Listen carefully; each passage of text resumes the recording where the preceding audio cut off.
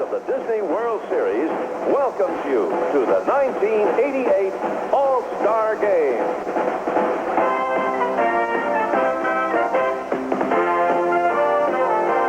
Hi, everybody. Boy, it sure is great to be here.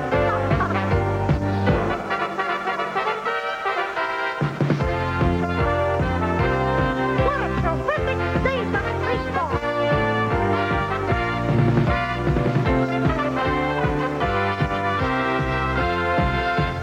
Take me out to the ball game. Take me out with the crowd. Buy me some peanuts and Cracker Jacks. I don't care if I never get back. So it's root for the home team. If they don't win, it's a shame. For it's 1, 2, 3 strikes you're out at the All-Star Game. Wow! And now, to honor this great country, we proudly present our Star-Spangled Salute to America.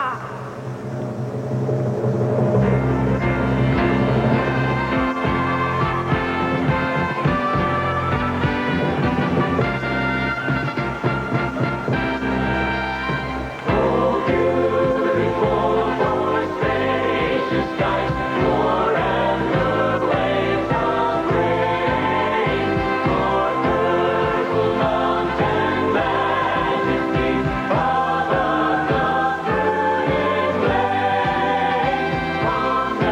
America, America, God shed His grace on me, and from my good with brotherhood, from sea to shining sea.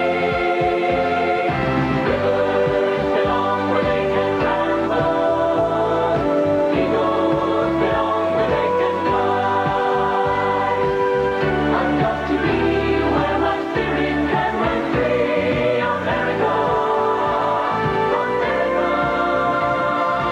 Rivers belong where they can ramble, eagles belong where they can fly. I've got to be where my spirit can run free. America, you're beautiful and you're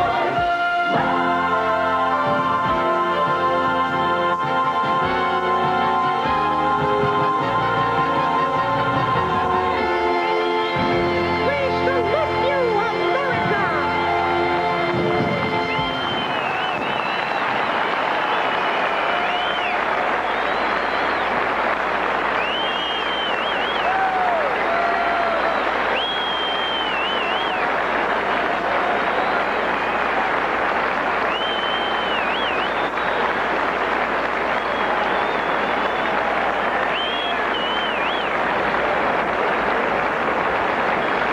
Ladies and gentlemen, introducing the American League trainers, coaches, and non-starters.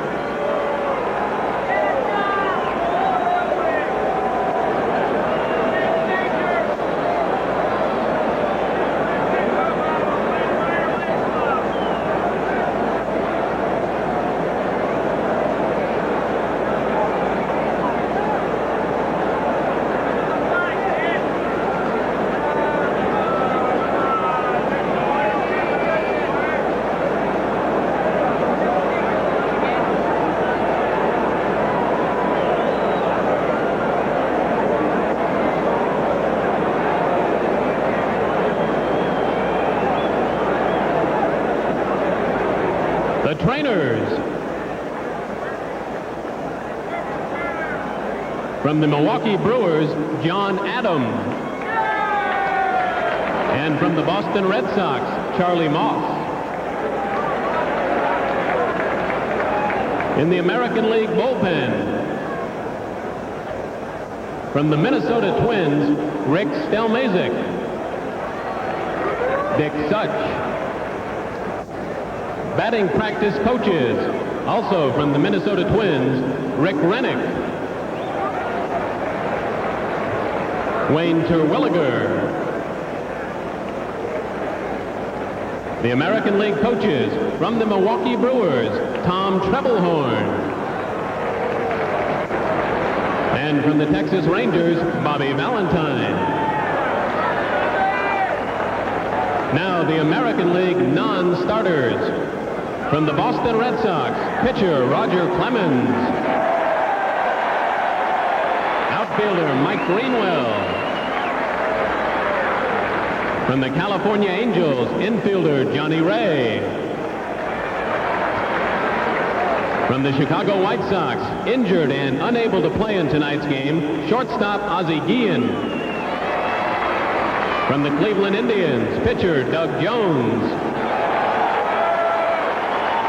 From the Detroit Tigers, he was elected by fans to start tonight's game, but is unable to play because of an injury, shortstop Alan Trammell. Also from the Tigers, pitcher Doyle Alexander. From the Kansas City Royals, shortstop Kurt Stillwell.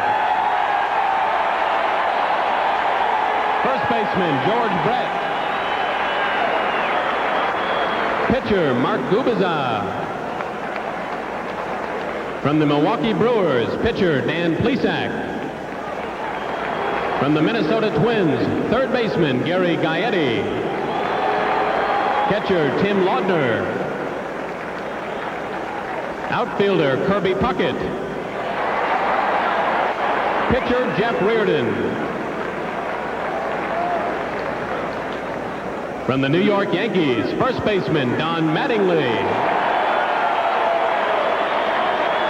From the Oakland Athletics, third baseman Carney Lansford.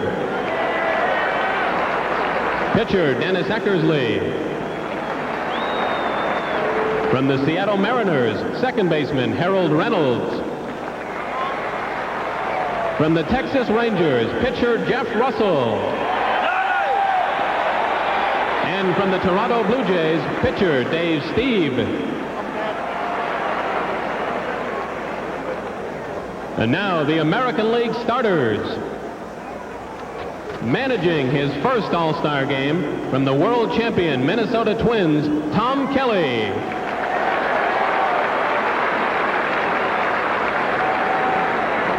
Leading off, the all-time stolen base leader in New York Yankee history, number 24, center fielder Rickey Henderson. Batting second, his 39-game hitting streak last year was the 5th longest in Major League history. From the Milwaukee Brewers, number 4, second baseman Paul Molitor. Batting third, the only player in the last 50 years to collect 200 or more hits in 5 consecutive seasons. From the Boston Red Sox, number 26, third baseman Wade Boggs. Batting fourth, the only Oakland Athletics player to have consecutive 100 RBI seasons, number 33, left fielder Jose Canseco. Batting fifth and making his 12th consecutive All-Star appearance, a 7-time Gold Glove winner from the New York Yankees, number 31, right fielder Dave Winfield. Batting sixth, making his 5th consecutive start for the American League, from the Baltimore Orioles, number 8, shortstop Cal Ripken. Batting seventh, last year's American League Rookie of the Year and home run champion from the Oakland Athletics, number 25, first baseman Mark McGwire.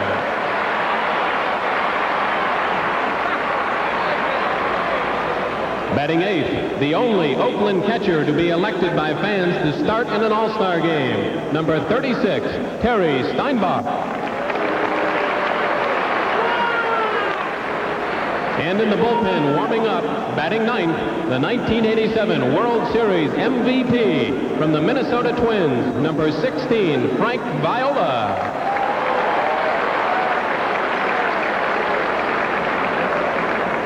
And now let's meet the National League trainers, coaches, and non-starters.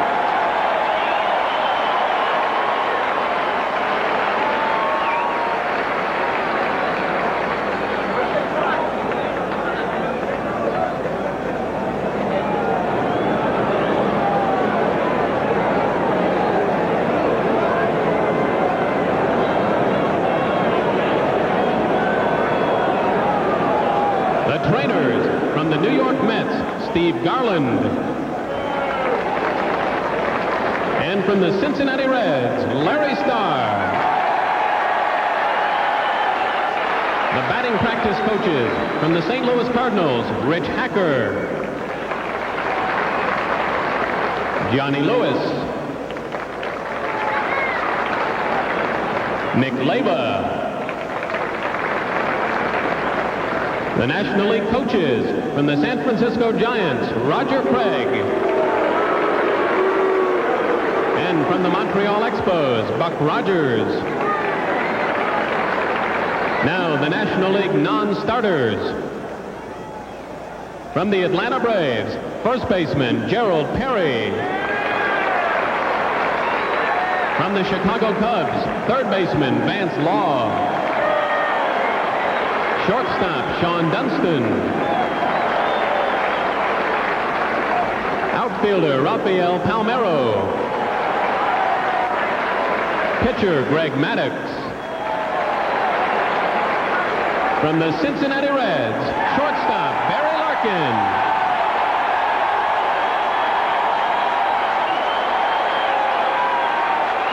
Third baseman Chris Sabo.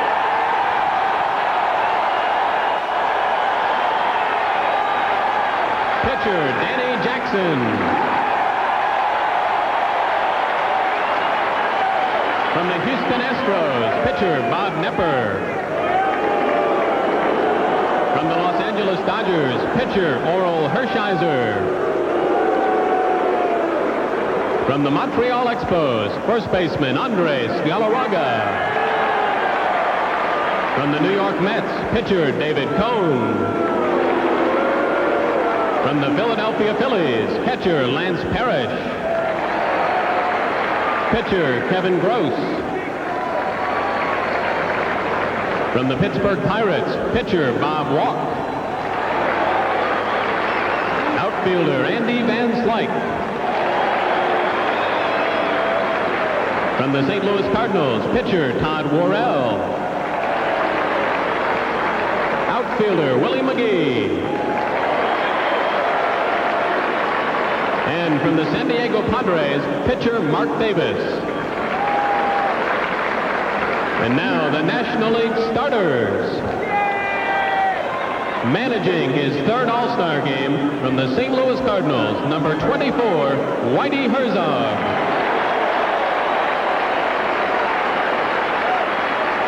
Leading off for the National League, a three-time National League base-stealing champion from the St. Louis Cardinals, number 29, left fielder Vince Coleman. Batting second, winner of 5 consecutive Gold Glove Awards from the Chicago Cubs, number 23, second baseman Ryne Sandberg. Batting third, the National League's 1987 Most Valuable Player from the Chicago Cubs, number 8, center fielder Andre Dawson. Batting fourth, the National League leading home run hitter with 21 so far this season from the New York Mets, number 18, right fielder Darryl Strawberry. Batting fifth, the National League's Player of the Month for both April and May this year from the Pittsburgh Pirates, number 25, third baseman Bobby Bonilla. Batting sixth, the National League leader in RBIs with 68 this season from the San Francisco Giants, number 22, Will Clark. Batting seventh, twice voted the All-Star Game's most valuable player in 1981 and 84 from the New York Mets, number 8, catcher Gary Carter. Batting eighth, the top vote getter in the fan balloting for the second straight year from the St. Louis Cardinals, number 1, shortstop Ozzie Smith.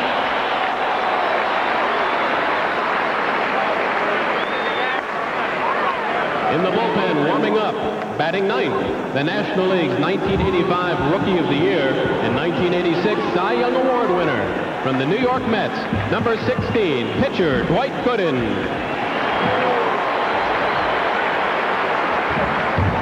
Now to introduce tonight's honorary captains. Representing the American League, an 8-time All-Star whose uniform number 1 was retired earlier this year by the Boston Red Sox, with whom he played for 14 seasons. The man Ted Williams called the silent captain of the Red Sox. He was elected to the Baseball Hall of Fame in 1986. He compiled a lifetime batting average of .288 and drove in 100 runs in a season 6 times. Introducing the American League honorary captain, Bobby Doerr. Now for the National League. In 21 seasons with the Pittsburgh Pirates, he batted .282 with a club record 475 home runs. A 7-time All-Star. He was named the National League Co-MVP, the League Championship Series MVP, and the World Series MVP in 1979. He was elected to the Baseball Hall of Fame last January and will be inducted July 31st in ceremonies at Cooperstown, New York. Introducing the National League honorary captain, Willie Stargell.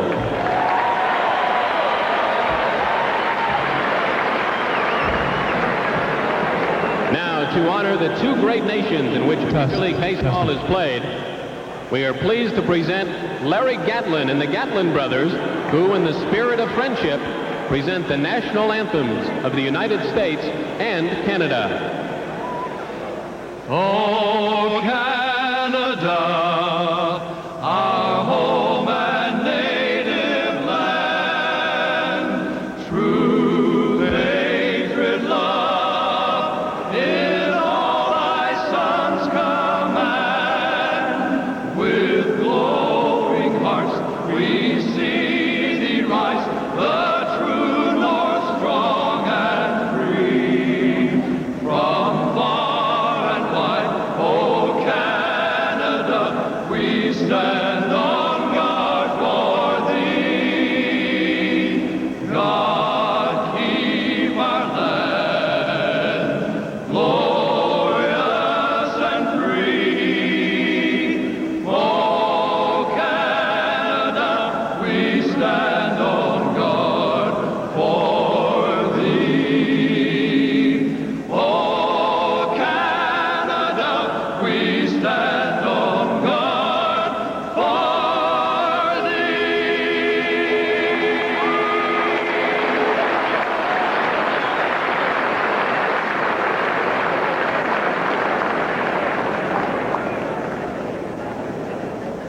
And now, to honor America, the Star-Spangled Banner.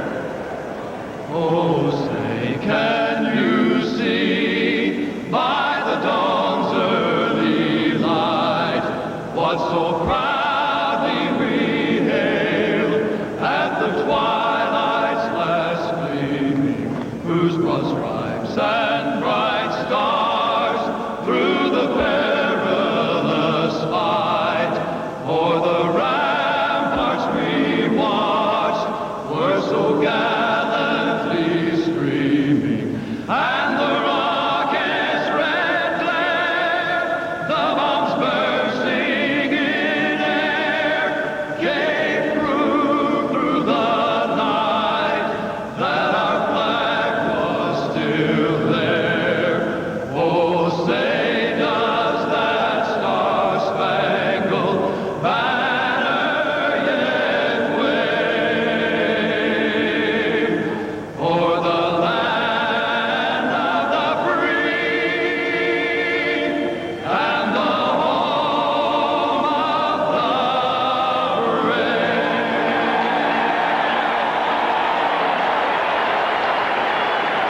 Jam-packed Riverfront Stadium, awaiting the start of the 59th All-Star Game. We'll be back.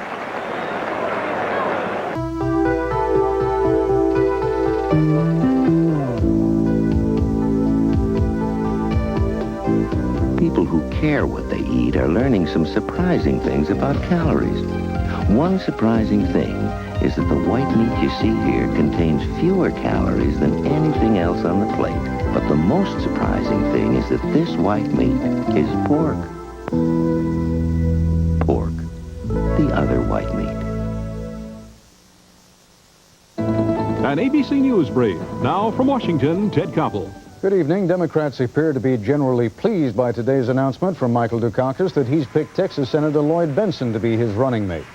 Jesse Jackson said he's too mature to be angry and expects to support the party's ticket. More on the Democrats later on Nightline. Greek authorities today released photographs of 4 suspects in yesterday's attack on a Greek cruise ship. The toll from the attack, 9 dead, at least 98 injured. That's Newsbreak. Sir? Sir, you're at Wendy's pickup window? Just pulled in for the new express pack. You know, quarter-pound single with the works, fries, soft drink at a great price. But, sir, you don't have a car. Oh, you know, that's what they told me when I went through the car wash. Pick up the new express pack at Wendy's, the best burgers in the business. Get your Wendy's Express Pack. A single hamburger, regular fries, and a medium soft drink for only $2.49. But hurry, this offer is for a limited time only and only at Wendy's pickup window. Oh, yeah? Yeah.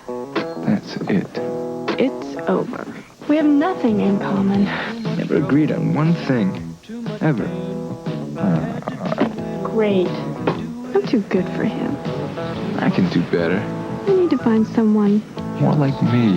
When you find something you have so much in common with, something so unique, so refreshing, Hi. you just can't stop yourself from grabbing it and holding on to it forever. This is WAND TV.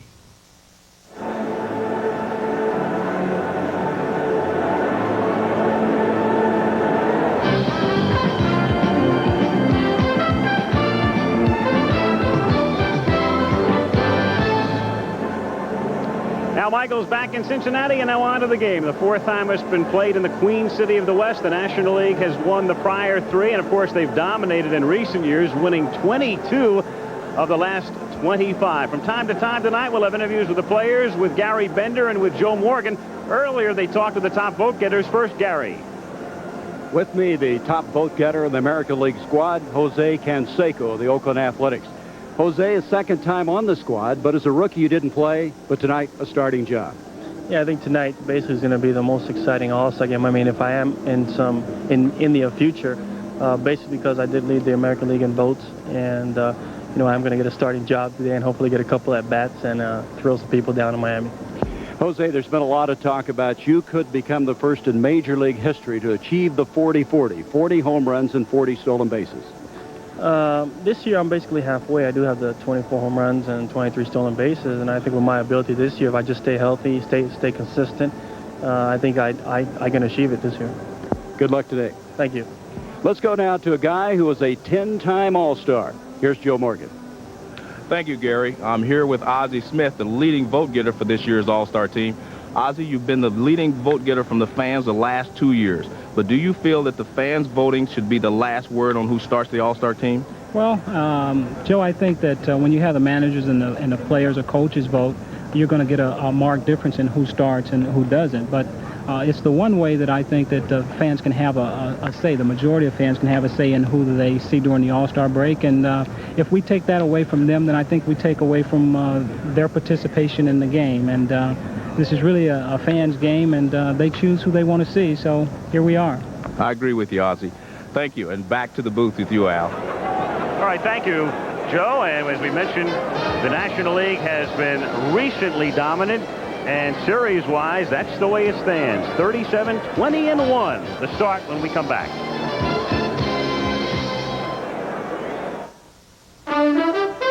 The 59th All-Star Game. This ABC Sports exclusive is brought to you by the Heartbeat of America, today's Chevrolet. By Budweiser, Beechwood aged for that clean, crisp taste. This Bud's for you. By AT&T, the right choice. And by America's pork producers. Pork, the other white meat.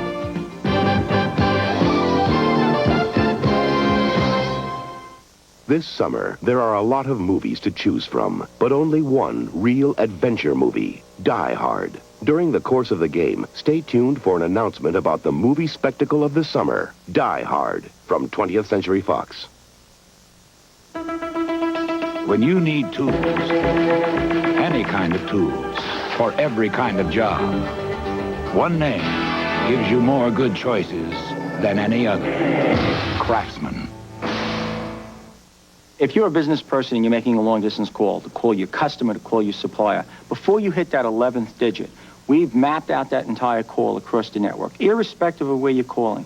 You've got 21 different paths to get there.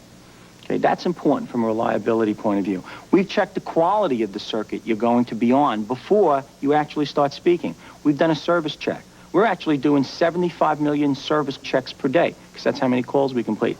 I don't think most people realize that. A special feature's coming your way from Domino's Pizza to ruin the Noise Day. It's a really big show, so don't be late. 2 regular cheese pizzas for just $8.88. Pay a bit more for toppings. It's all hot and fresh, because it's at your door in 30 minutes or less. Hurry, this won't last forever. Savings like these may be now or never. Domino's Pizza delivers savings.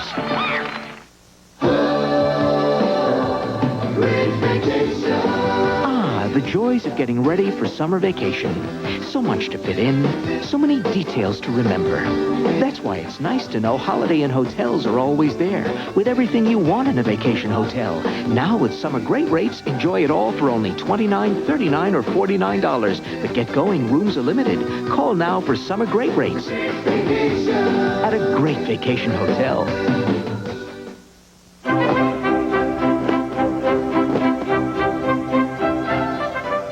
4 times 6. 24. 4 times 7.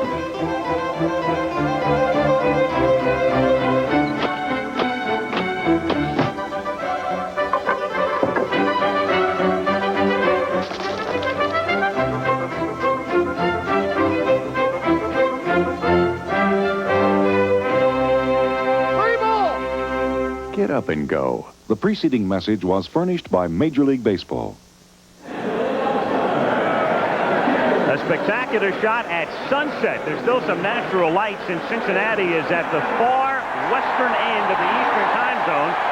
So still some natural light, but there it is, that sparkling jewel, Riverfront Stadium, which opened in 1970. It had been opened 2 weeks prior to the 1970 All-Star Game. And just moments ago, the ceremonial first pitch, and in town to toss it, the Vice President of the United States, George Bush, the old left-hander. And the Yaley throwing one into the mid of Gary Carter. The lineup again for the American League, with Ricky Henderson leading off, and then Paul Molitor at second. Wade Boggs bats third. Jose Canseco is the cleanup hitter. Dave Winfield in right. Ripken replacing the injured Trammell as the starting shortstop. Mark McGuire at first. Terry Steinbach bats eighth. And Frank Viola, who might get a chance to hit tonight.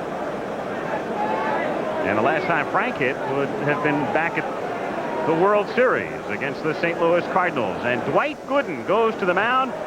It's the second time he has started an All-Star game. He started in Houston in 1986. The inside pitch on Gooden from the Giants, Will Clark. Dwight Gooden throws a hard fastball, usually in the 95-mile-an-hour range. He has a big sweeping curveball that, if he has control of, he's tough to beat. He also has a changeup, but he doesn't throw it much. The only time he throws it is to left-handers. The key to Dwight is he going to have control of his curveball, and if he does, he's tough to beat. So Clark talking about Gooden as you look at the American League bench, and as Tim mentioned, more than half of the 56 on both rosters playing in an All-Star game for the first time. And a look into the National League dugout, Oral Hershiser and Bob Knepper and Danny Jackson. And defensively, it's Vince Coleman in left. Now, Andre Dawson and Darryl Strawberry are both right fielders, but Dawson moves over for the All-Star game to center. The infield, Bonilla at third, Ozzie at short, Sandberg is the second baseman, and the Giants' Clark is at first. Gary Carter does the catching, and he may catch for a while tonight because Lance Parrish, his backup, has been bothered by a bad back, so we could see Carter in for most, if not all, of the game. And so the All-Star game ready to begin, and it begins in a funny way with Ricky Henderson leading off against Dwight Gooden, both their teams in pennant races, and if indeed there's a Subway Series between the Mets and the Yankees, this is the way the first game of the World Series could begin. Gooden to Henderson, missing outside, ball one, 1-0. Ricky's been bothered by injuries of late,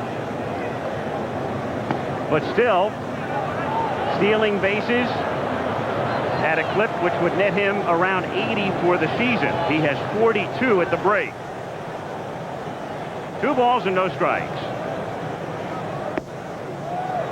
And Gooden behind now, 3-0. Well, a walk's a double. And when you think of Ricky Henderson, I think of the 130 stolen bases back in 1982. You get a lot of good pitches to hit once you fall behind Henderson as a pitcher, because you don't want to walk him.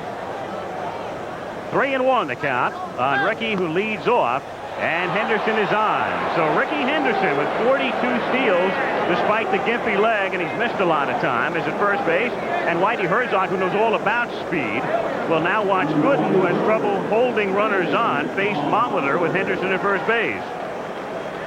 Jim, you may know the exact numbers, but 2 weeks ago, I think it was like 23 out of 26 stolen base attempts with Gooden and Carter catching and pitching. And the New York Mets lead the major leagues in stolen bases against them. Right around 120 now against the Carter catching or Mackey Sasser catching, Barry Lyons, and the pitching staff of the Mets. Molitor takes a strike and the count 0-1. On the other side of the coin, the success against the Mets is the fact that Henderson is really taking a look at Gooden, not for the first time necessarily, but he really doesn't know Dwight. He doesn't see that much of him. And Gooden drives him back. That's one of the big reasons that pitchers in all-star games usually have the advantage, because hitters haven't seen the pitchers enough to really know what kind of style they have, not only their move, but how they deliver the ball to the plate. There he goes. He gets a huge jump, and it's a chopper foul outside third. He had second stolen easily and maybe third with that break. Well, you consider the curveball as the pitch, which gives you a little bit more time, and you look at an excellent jump by Henderson. The one thing that Gooden allows base runners to do is get a good jump because of the high leg kick. Most pitchers in both the American and National League, as you look at Ricky coast into second knowing that he would have stolen the base if Molitor had not fouled off, most pitchers have gone with that slide step to try to get the ball to catcher a little bit quicker to give him an opportunity to throw out the runners. No balls, 2 strikes, and this time he stays, and it's grounded right down to Clark. He goes to Smith 1, back to Clark, double play.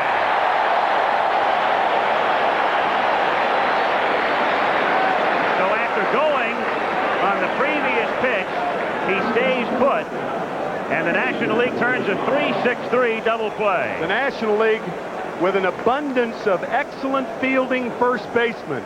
Will Clark, Andre Scalaraga, a member of the National League squad, Keith Hernandez, of course. They're making the 3-6-3 double play a rather routine way of getting 2. Wade Boggs takes a strike, and that's anything but routine when you turn a 3-6-3 with Henderson running and Molitor hitting. Wade Boggs of the Red Sox, 4 batting titles under his belt, and maybe a 5th in there. And the count is 0-2. He's tops in the majors right now at .355, and his lifetime average when this season began was .354.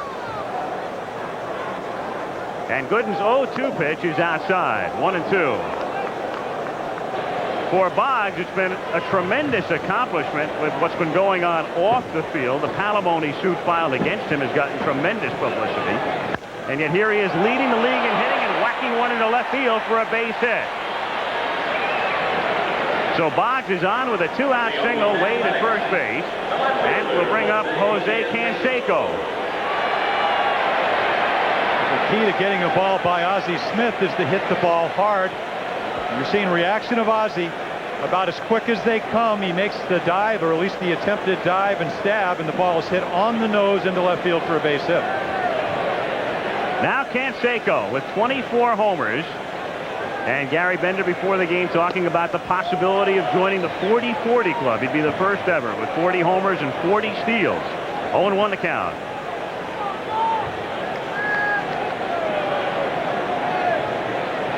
Boggs at first with 2 down. And Canseco takes outside. So Canseco having a real good season. His partner in crime last year, Mark McGuire, is in the lineup, but McGuire really in the lineup based on last year's numbers more than anything else. Canseco is deservedly here as the cleanup hitter. Missing away in the count 1-2-1. And Jose talked about 50-50. Somebody said, that's real tough to do. He said, okay, I'll settle for 40-40. He said it's very unusual for large people to run as fast as he does, especially Latin players. The 2-1 is in the dirt, and the count now 3 balls and 1 strike. With Boggs at first base and 2 out in the first inning. All-Star game just underway at Cincinnati. And Al, he's made himself such a better outfielder. It seems that he is much more mature, much more conscious at the plate of not trying to different stances. Last year it seemed like he had 101 different stances, one for every occasion. It looks like he's more closed now than he was in the first 2 years when he came up. Rookie of the year in '86. Chased it, and the count 3-2. Of course, we saw the inside pitch from Will Clark, and what he talked about was the 95-mile-per-hour fastball, but what he failed to say is you have to lay off the high fastball to be successful against Dwight Gooden. You see it well, but very difficult to hit. Great movement up in that zone. Boggs goes on the 3-2 pitch, and it's popped in the air to right field. Strawberry is there, and the American League gone in the first.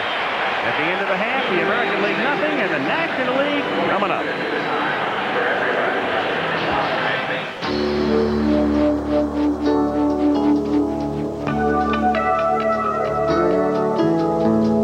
The Clydesdales, the symbol of Budweiser quality, of Beechwood aging, the choicest natural ingredients, and a genuine commitment to freshness and taste. One beer lives up to all this. Budweiser.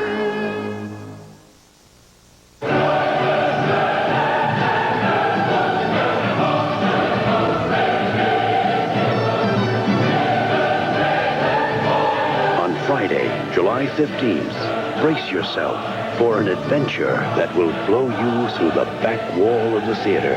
Die Hard, exclusive engagement in 70mm 6-track Dolby Stereo, rated R. Exclusive engagement begins this Friday in selected cities.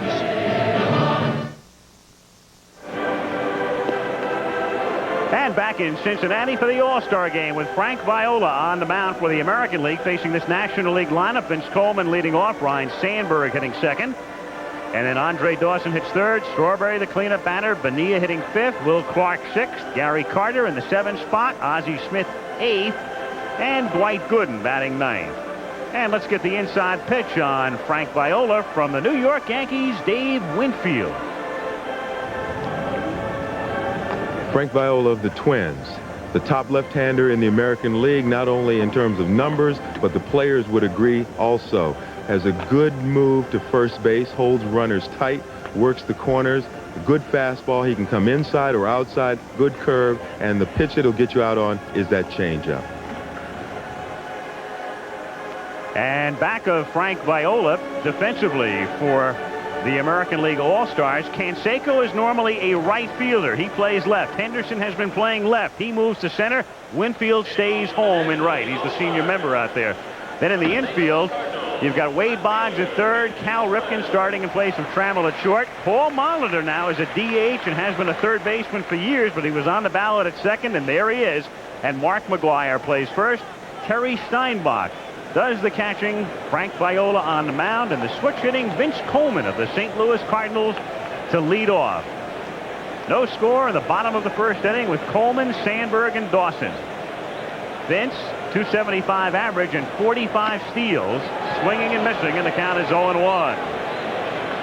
So Whitey Herzog with his National League champions mired in 5th place, but still represented by 2 starters.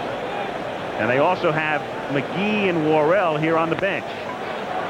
Lifted to center. Ricky Henderson used to play there. Makes the catch. 1 away. And Ryan Sandberg will come up. If you're a pitcher and you dream about pitching in big games and you thought about 3 games you could start, wouldn't you think about starting the first game of the World Series, the 7th game of the World Series, and the All-Star Game 1, 2, 3, that's exactly what he's done over the past 9 months. You'd also think about winning them. Now, he hasn't done that yet, but he did win the 1st and the 7th, and I think that was the big game in his career because he said, used his changeup early, the Cardinals got hit, he went to his fastball and was successful. Off speed to Sandberg for a strike. He has 3 great pitches. And Dave Winfield talked about the changeup, but what sets up the changeup is his outstanding fastball and that big curveball you just saw. Ooh, fooled him again, and the count 0-2. And as you said, Timmy, when you don't get to see a guy like Viola, you really don't know what to look for. And they may not see him very often, maybe 2 times at the most.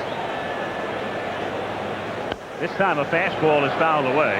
Still 0-2. Frank is the first pitcher to start an All-Star game from Minnesota since 1967 when Dean Chance, the right-hander, and the first Minnesota pitcher to appear in an All-Star game since 1973 when Bert Blyleven.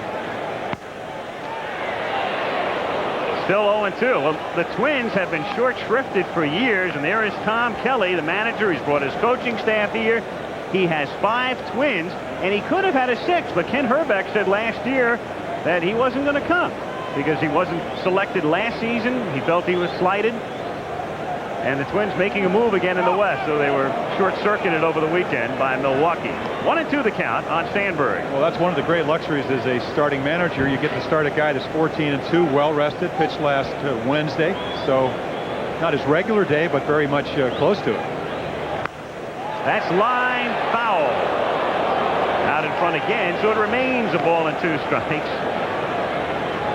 The All-Star managers are so designated because their teams won the pennant in the prior season. And there's Whitey Herzog. The National League has only lost 3 games in the last 25 years, but Whitey's had the misfortune to manage the team on 2 of those occasions. 2-2. And no National League managers ever lost 3 games in the All-Star game. So the heat's on Whitey. Does he look worried? Doesn't he look concerned there? 2-2 the count. And Sandberg fights it off. So still 2-2. And on deck is Andre Dawson. So Cubs back-to-back, and there are 6 Cubs on the All-Star team. You know, the amazing thing about starting an All-Star game is invariably it may be the most difficult lineup you will ever face. Certainly was in a lot of my games. At least I perceived it as such.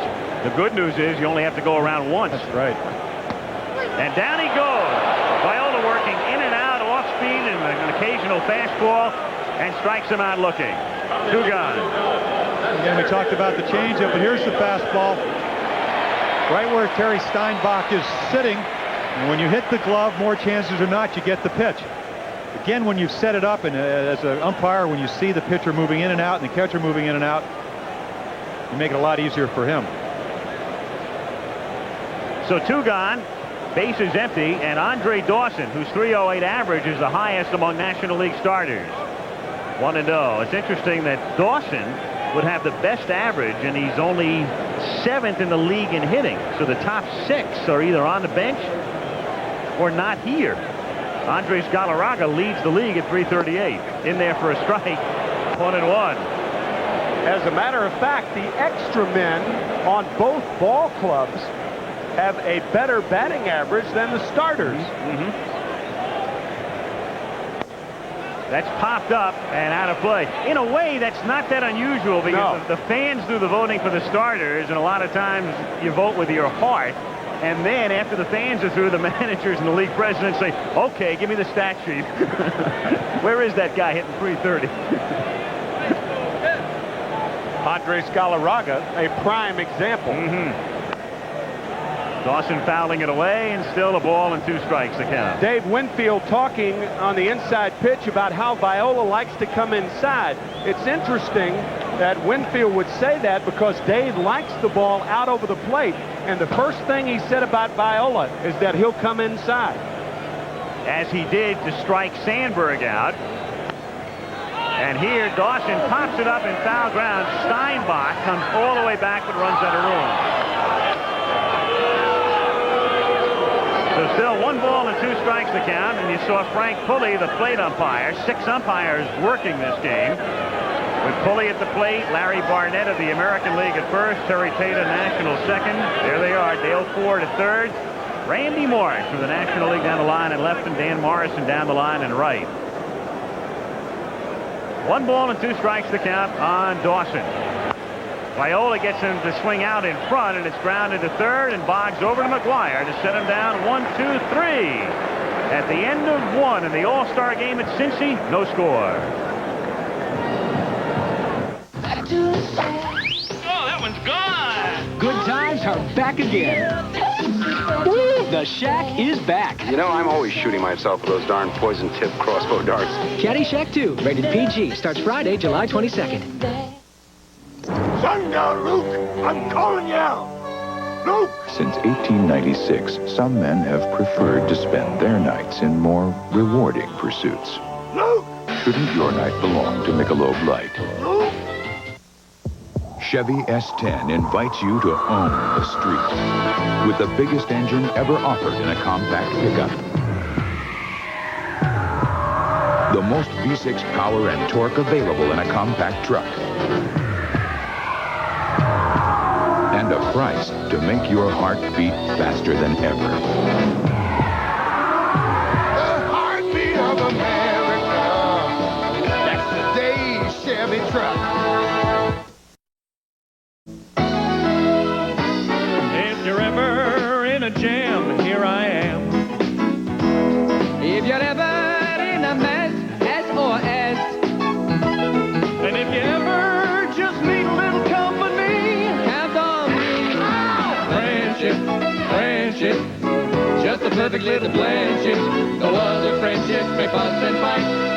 I will be alright every Friday night.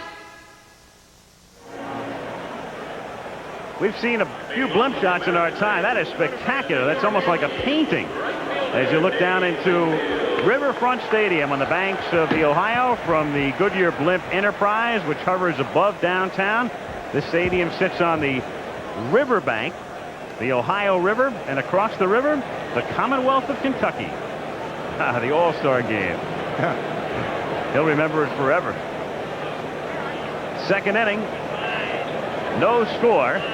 And here's Dave Winfield to lead off, and he goes after the first pitch and grounds it to Ozzie Smith. Over to Clark for the out. 1 pitch, 1 gone in the second inning. And it will bring up Cal Ripken. Alan Trammell having a sensational season with the Tigers, and he would have been the starting shortstop. He's in uniform, was introduced, hopes to come off the disabled list shortly, but he has that bad contusion on his elbow, and so it's Ripken getting the start. It's not too shabby a shortstop.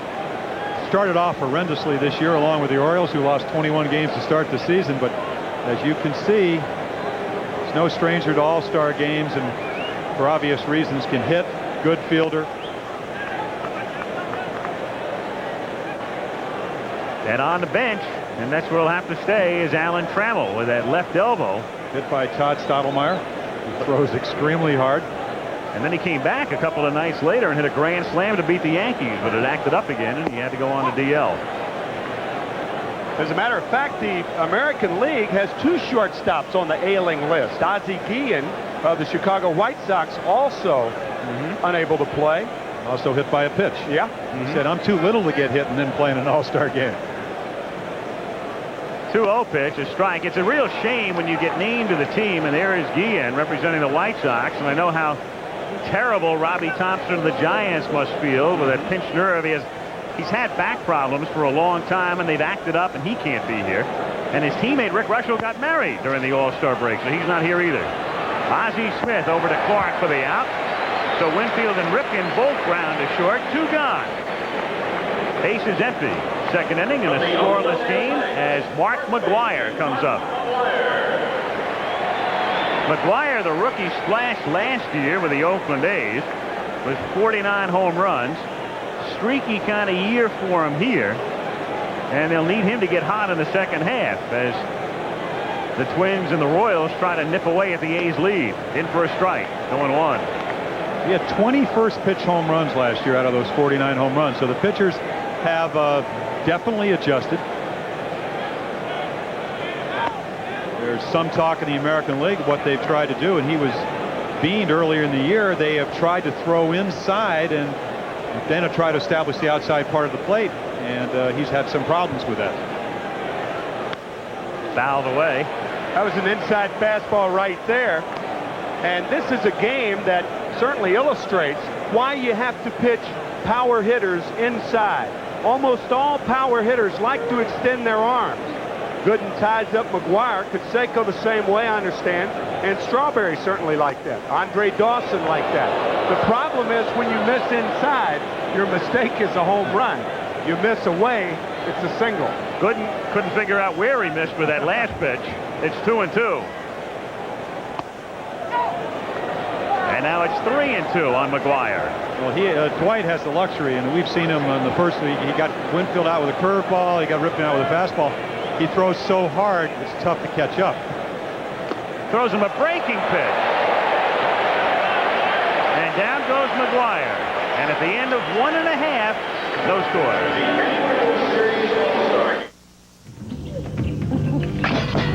What's that? He's got our flashlight. Over there.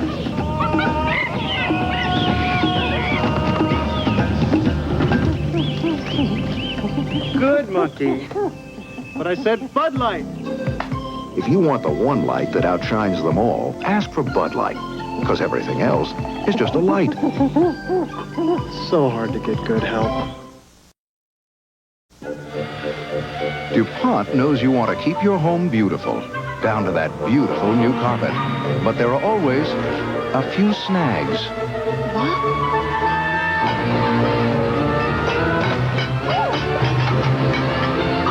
So DuPont developed Certified Stainmaster Carpet. Now even stains this ugly clean up this beautifully. There's only one Stainmaster. DuPont Certified Stainmaster.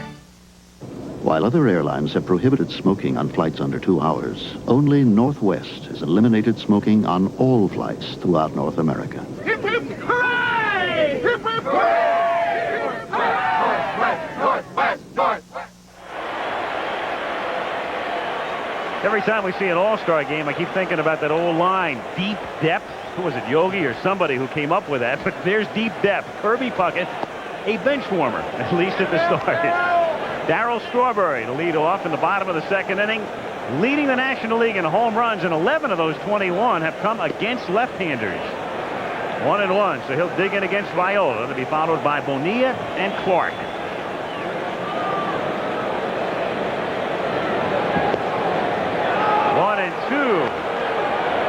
And he's on a 2-for-26 streak, so he hasn't been hitting very well, and I think a lot of that reason Keith Hernandez is not in the lineup.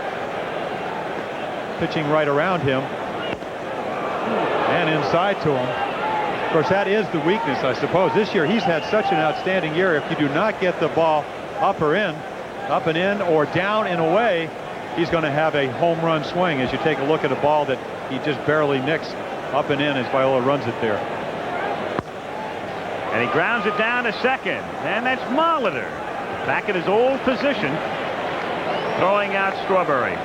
Bobby Bonilla coming up, and Bonilla's story a most interesting one.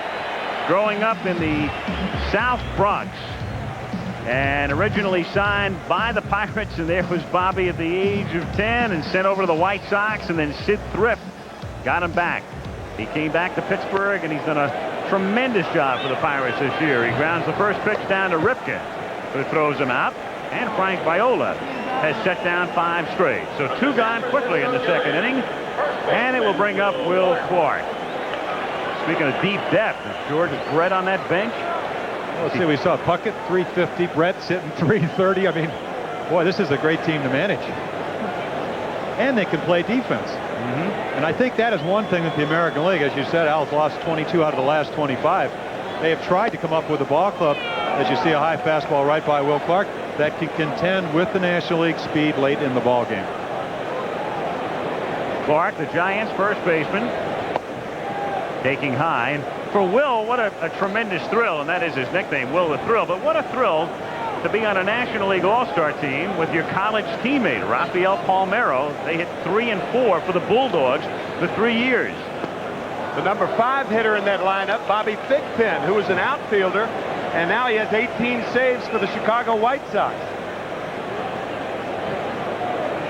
Murderer's row in Starkville. The 1-2 pitch is fouled away. So 2 out, bases empty. No score, bottom of the 2nd inning. Will and Rafi were telling me before the game that it was thunder, lightning, and rain. Bobby Thigpen. It's looped down the line in left field, curling and just going foul. So still 1 ball and 2 strikes. With 2 out and the bases empty, bottom of the 2nd inning. Clark coming back, and Gary Carter on deck. You talk about a hitter who combines power and contact. I don't think anybody in baseball has a prettier swing than Will Clark. Well, that's why I asked you about Stan Musial. You played against him. Boy, I mean, I've seen some old reels of Stan. Look very much alike. When he hits the ball, it is beautiful. I mean, great extension. You didn't see it on that swing before because the ball was up and in, but when he gets the bat head out, and he hit 35 home runs last year. There, of course, is so much more to hitting than beautiful swings. I think of a giant first baseman in the 70s by the name of Ed Goodson. Not a bad player, but not all-star caliber. That same gorgeous swing. And there's Gary Carter waiting on deck.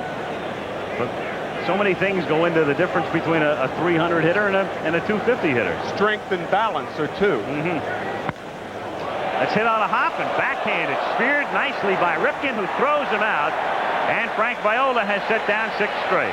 We go to the 3rd with no score. Back in Cincinnati after this word from your local station.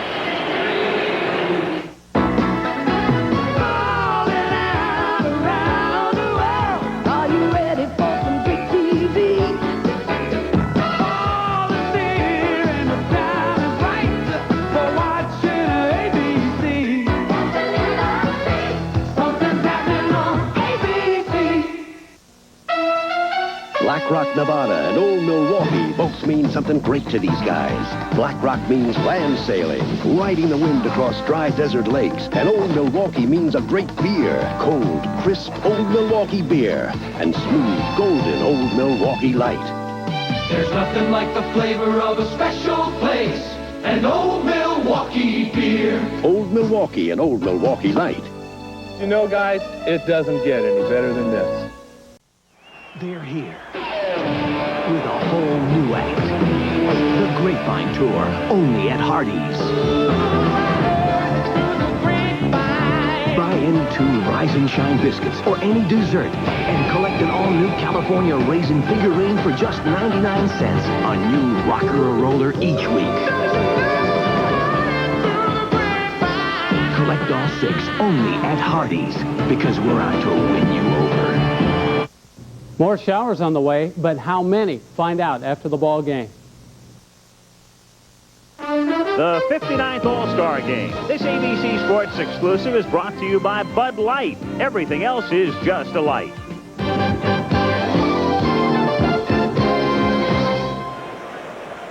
One of the great Cincinnati landmarks in the foreground, the Central Trust Tower, and a look into Riverfront Stadium at the edge of downtown.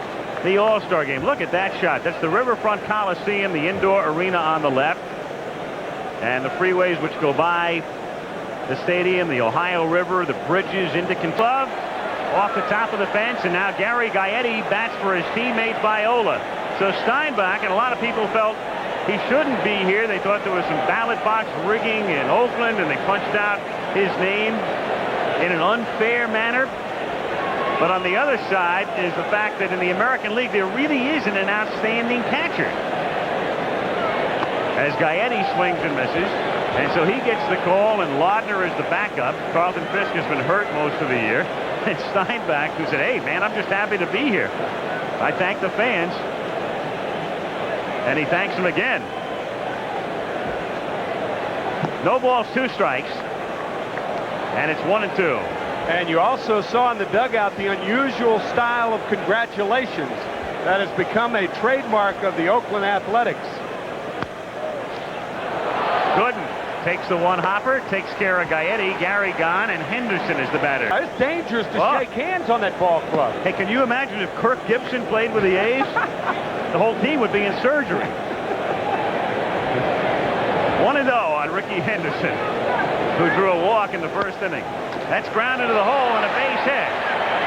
So Henderson gets on for the second time. Remember, in the first inning he walked. He stayed put on the first pitch.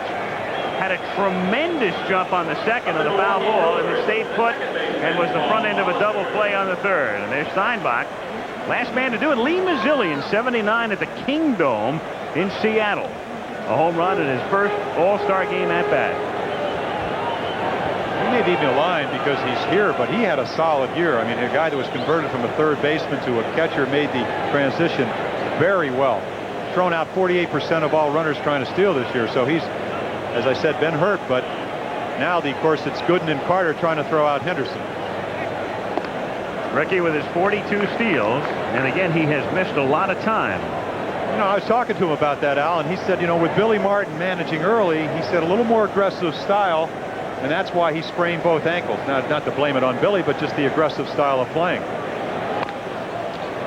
Wide of third, short hop by Bonilla to second, and they force Henderson for the second out. So Bobby Bonilla ranging to his left.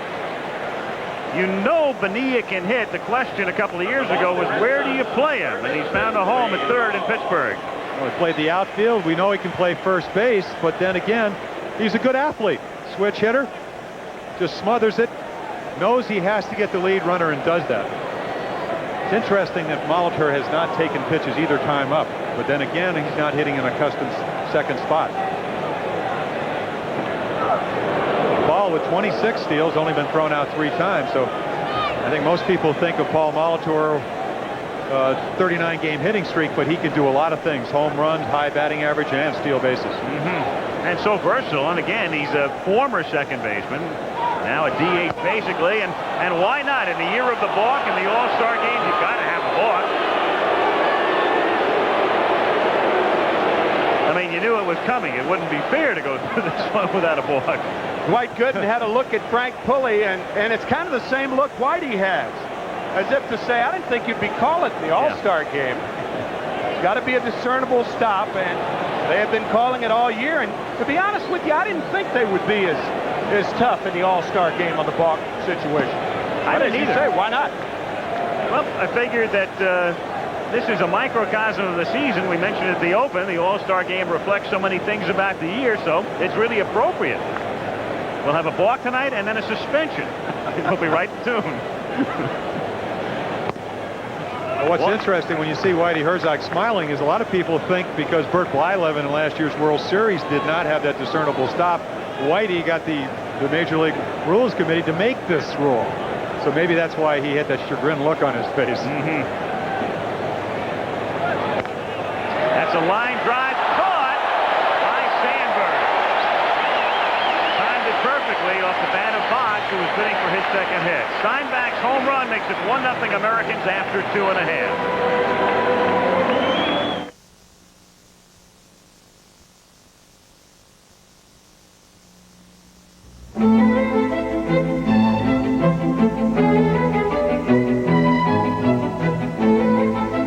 These meals may look familiar, but there's something about them you don't know. You know they're old favorites, you know they're delicious, and you know they're made with white meat.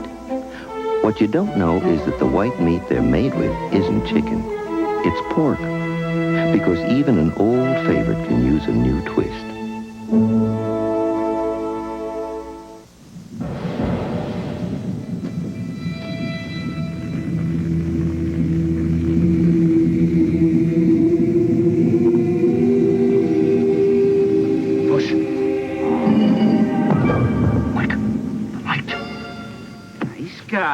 But I've been waiting for a Bud Light. If you want the one light that outshines them all, ask for Bud Light. Come on, let me show you the kitchen. You've seen the bedroom. Bud Light, because everything else is just a light.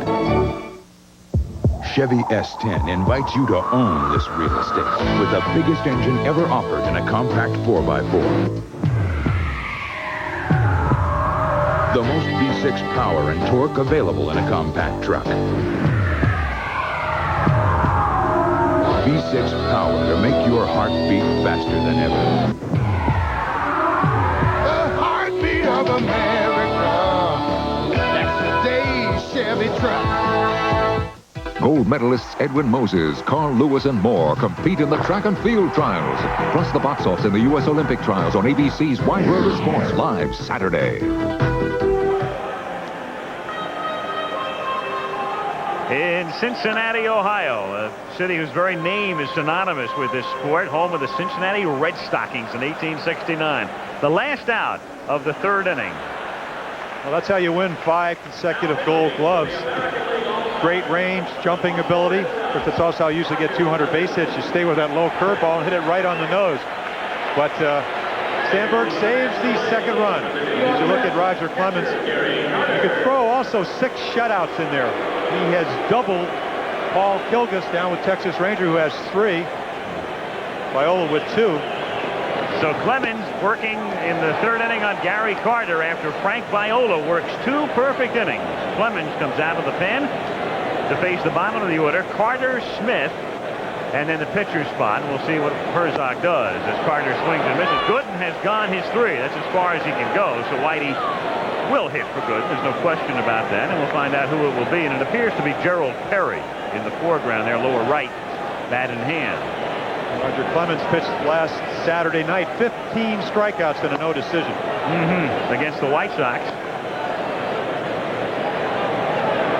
He is, as a matter of fact, Clemens, one of the American League pitchers that's not rested. That's an interesting stat right there. 19 plate appearances. And he really shines in the All-Star game. Gary is the 2-time MVP, 81 and 84.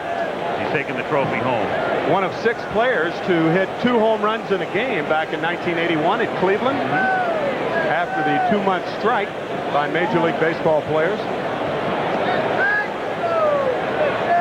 2-2 pitch is fouled away. People forget that's the last time the All-Star game was held in the state of Ohio, and it was delayed and postponed. And then finally they began the second half of the season with that Sunday night All-Star game at Cleveland. And the state of Ohio holding the most All-Star games. They've held 8. California and New York with 7 apiece. That's unusual. 2 tradition-rich franchises. Popped up.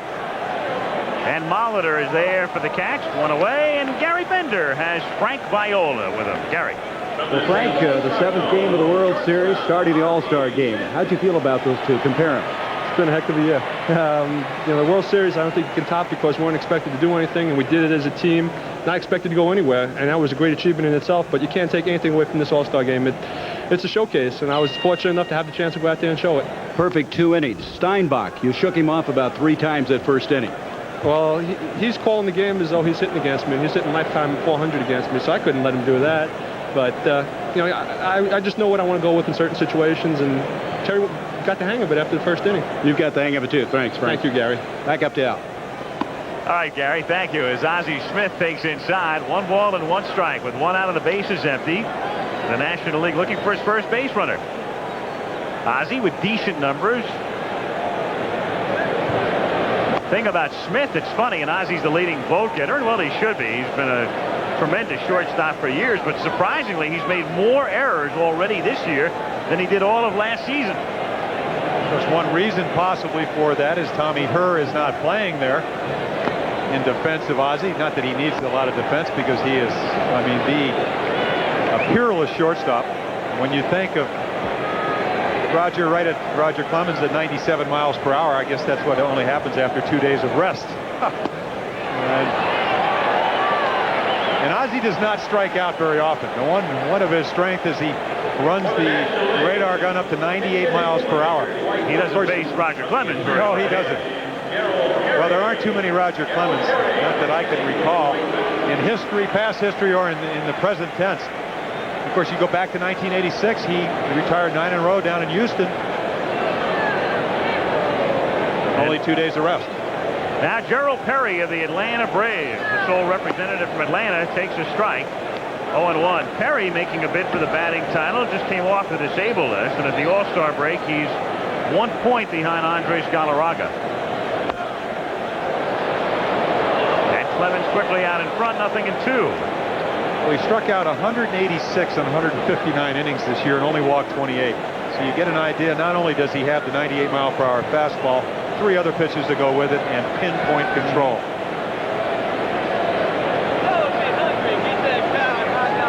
And the 0-2 pitch fouled away.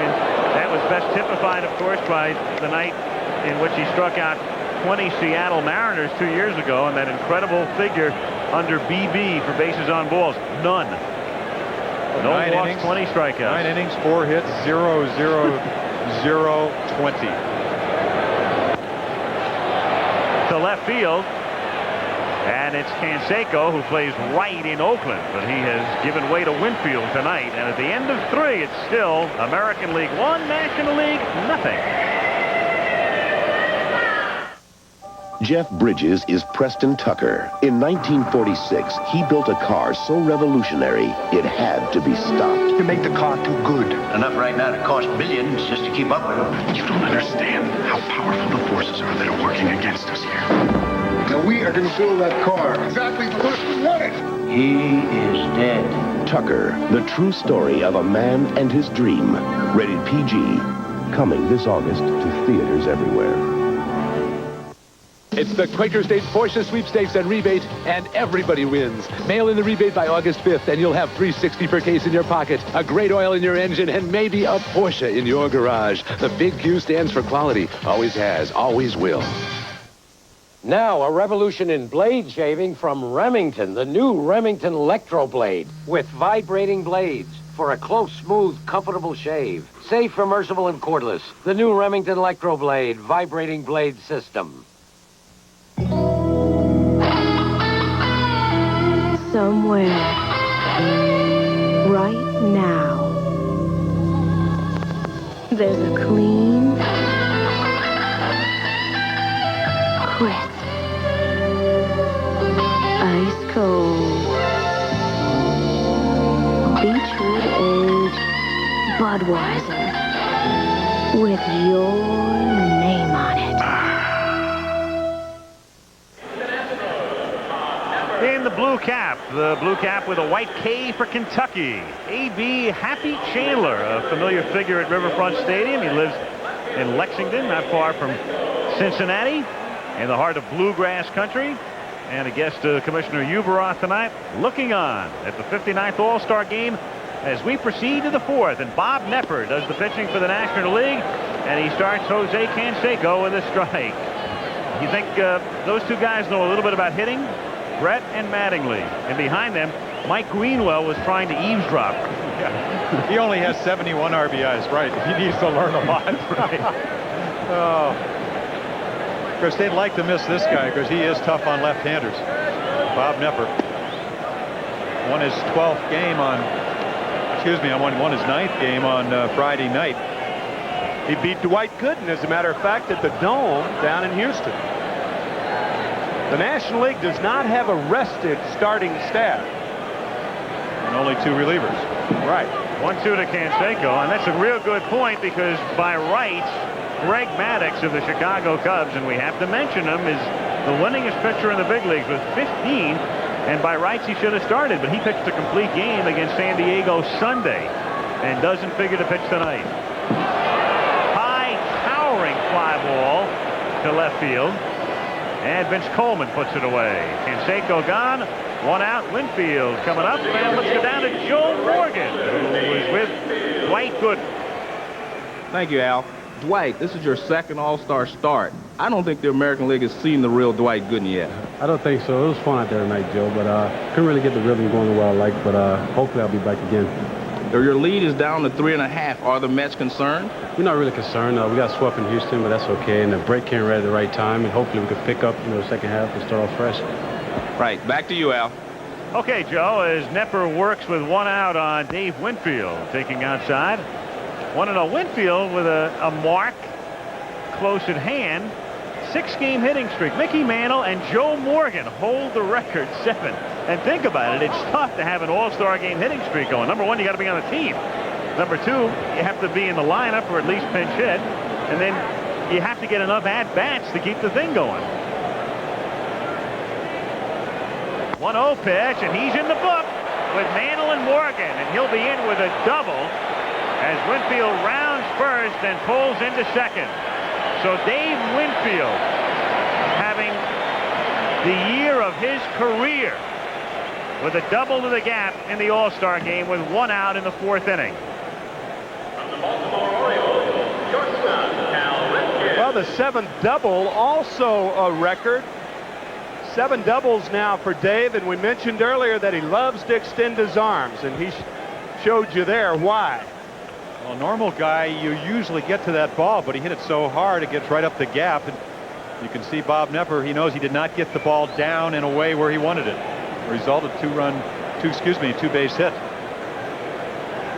So Winfield joining some illustrious company with a 7-game All-Star game hitting streak, 1 out, and Ripken takes outside. Ball 1. Ripken grounded out in the 2nd inning.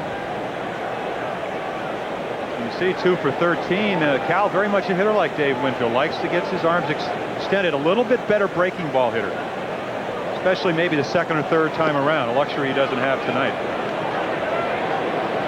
2-0 the count. Bob Knepper, coming off a terrible season in '87, has turned it completely around. And of course, he got that reaction before the game. He was quoted before the season as saying he didn't think a woman's place was behind the plate as an umpire.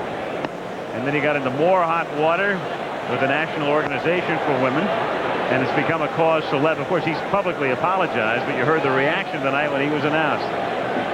It was interesting to watch his face. He didn't know how he was going to be received. Oh, he knew. But he's been putting up with it all season. And he walks Ripken here. So runners at 1st and 2nd now for the American League with 1 out in the 4th inning. And Tom Kelly sending McGuire to the plate.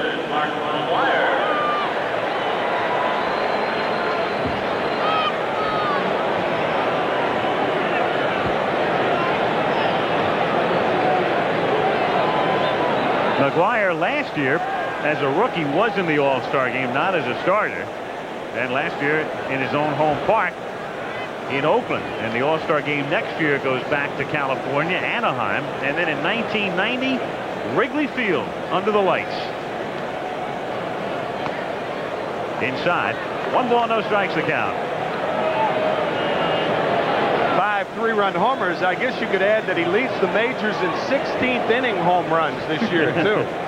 2 game winners, back-to-back 16th inning home runs. That's his number. And he grounds it into left field for a base hit. Winfield will be held at 3rd as the throw is offline, and Carter is there to field it on a hop.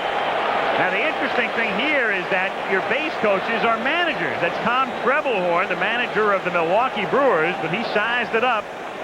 And he looked at Coleman charging on the AstroTurf and decides to hold Winfield at 3rd. And the reason for that is he gets to the ball so quickly, and Trebelhorn has to make up his decision. Winfield runs exceptionally well for a man his size. But here with 1 out, you don't want him thrown out at the plate.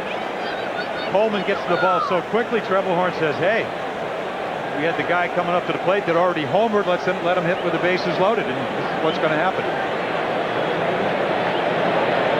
So the infield double play depth now as Knepper tries to work out of a 4th inning jam, and the National League bullpen will get busy with David Cone going down there to start throwing. There he is. And Cone, well, this would normally be his day to throw on the side. Working Sunday in Houston. Knepper falls down, and a great stop by Carter. And it reminds you of Candlestick Park when Stu Miller was blown off the mound, but there's no wind tonight. Knepper just went down in a heap. Well, we talked about Gary's throwing earlier combined with the New York Met pitchers, but it is amazing that Gary Carter has maintained his mobility after catching over 1,600 games. He is really remarkable. That is a remarkable play by Carter. And it saves a run for the moment, and then the next pitch is hit high in the air to left field, deep enough to score a run. Back goes Coleman, makes the catch on the track. Winfield scores easily to make it 2-0, and Steinbach comes within about 8 feet of hitting a grand slam homer. Well, for a guy that's not supposed to be here, he had a grand slam swing. I mean, we already saw him homer to right field. That's a helicopter on a ball up and in. Great bat extension. Looking for a pitch he knows he can hit a fly ball in, and does. Pretty good piece of hitting. So Steinbach has driven in both runs. The American League leads 2-0, 2 out and 2 on. And Johnny Ray, the sole representative of the California Angels, the longtime Pittsburgh Pirates second baseman, who for the most part has played left field for the Angels this season, and then they had to move him back in when Mark McLemore got hurt. So Johnny Ray comes up here to pinch hit and takes a strike. And Mark Gubazar has already warmed up for the American League, and he will come on. So Clemens goes only 1. California Angels sorry to see the All-Star break come. They've won 5 in a row, playing much better baseball. Swept 4 from Cleveland just prior to the break. That's hit softly into left field, but on comes Coleman to make the catch. A run, 2 hits, and 2 left after 3.5. The American League leads 2-0 in Cincinnati. IBM presents You Make the Call. With a runner on second, a batted ball hits an umpire before the fielder has a chance to field it. Is the base runner allowed to score? You make the call. I just proposed additional IBM PS2s. Oh, really? You want to know why? Do I want to know why? Hey, go on, ask me why. Why? Compatibility. I love compatibility. PS2s can run the programs we run on these old PCs, which means we can keep using the software we've already got. Are you following all I'm that? hanging on every word. Not to mention the PS2's increased speed and superior graphics. Not to mention advanced OS2 capabilities. Were you listening outside the door? Was he listening outside the door? Anytime a ball hits an umpire before a fielder has a chance to field it, it's a dead ball. Give the batter a hit, but if you said the runner goes back to second, you made the right call. You asleep? No. Thinking about the house? Yes. Sure we can afford it? No. Uptight? Yes. Buying a home can make you a little uneasy when you don't know what to expect. But if you get the new Best Buyer Guidebook from Coldwell Banker, we'll take you through every step, from finding a home to financing it. So don't get left in the dark. Is it going to be okay? Call Coldwell Banker and expect the best. A member of the Sears Financial Network. Have you looked inside your car lately? How hard could it be to wipe some Armor All Protectant on the dash and the seats? Now, don't you feel like you went out and bought a new car, huh? Except I saved you the payments. Nothing down, no tax, no pressure. There are places in this country where the night can last for up to 6 months. Some guys have all the luck. Shouldn't your night belong to Michelob Light?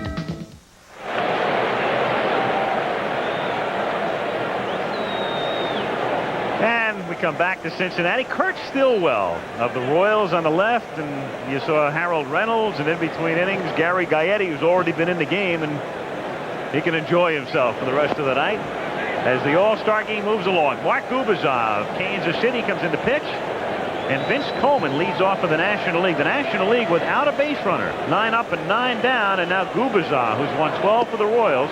This is low to Coleman, ball 2. Coleman, Sandberg, and Dawson. Bottom of the 4th inning. 2-0 American League.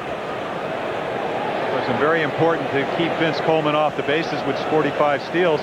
Gubazar, to be successful, has to keep the ball down.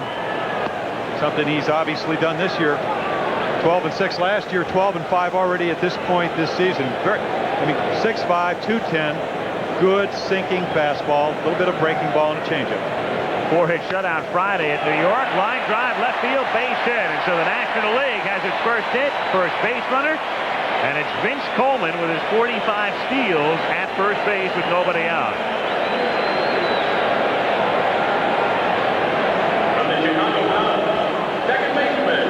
And Herzog, knowing that Vince knows the signs. And you've got Nick Leyva coaching at third. So everybody's at home here.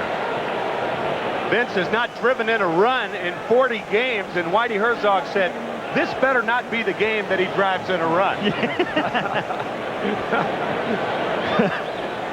But once he gets on first with nobody out, the chances go dramatically up that he's going to score a run. I was kidding Whitey before the game. I said every time you manage in a big game, a guy named Bush throws out the first ball. With a C or without one. Coleman held on by McGuire at first base.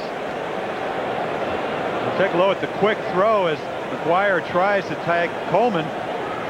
See his hand just barely get in there. Now what you want to do if you're Gubicza is get the ball as quickly to Steinbach as you can and keep Coleman from getting a running lead. Huge lead, pitches a strike, and the throw is too late, rolls into center field, and Coleman goes to third. And so the crowd finally has something to cheer about.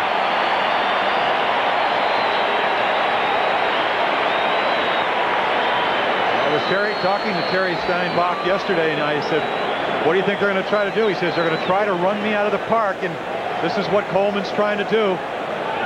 Steinbach really should have held this ball. He had no chance. Ripken tries to block it. Ball goes into center, and take another look. Coleman's so quick, he's just up and into third base. Still nobody out. 0-1 is the count, and the next pitch is fouled back off the bat of Sandberg. Infield is playing back, so they'll give up a run on a ground ball. American League leading 2-0. Bottom of the fourth. And that really is the mindset, even if you're a pitcher. You know with a 2-0 lead, you don't want to be so worried about Coleman that you allow the tying and possibly winning run to come to the plate. Oh, good breaking pitch. The prototypical 0-2 pitch. Get him to chase it, and that's what he did. Goes back to what we said. Sandberg probably hasn't seen Mark Gubicza, so all he sees is two fastballs, and then he goes fishing for this low and away breaking ball. Quite effective. So Sandberg gets punched out in the first inning by Viola, and now in the fourth by Gubicza, and Andre Dawson is the batter.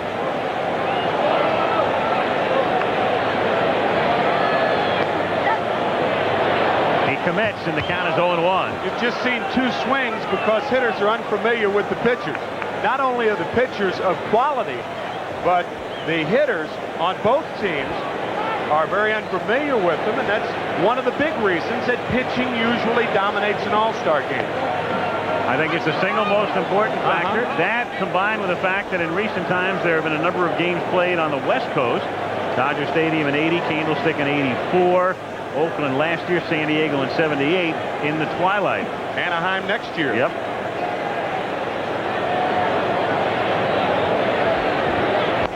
Foul back. 1-2 the count on Dawson. Well, those are some of the points that Whitey Herzog said. What would he change about the All-Star game? He'd limit pitchers to 1 inning. No 5 o'clock games. That's because he wants his hitters to have a chance. And also he'd take away he would take away pitchers hitting and institute the DH. And that's what they're going to do next year in the American League parks anyway. The DH will be used in the All-Star game at Anaheim. And that's in the dirt. It gets away from Steinbach. He can't find it, and Coleman scores. So Vince Coleman doing what he does so often in St. Louis. Single, steal to third on a bad throw, and home on an errant pitch. A wild pitch here.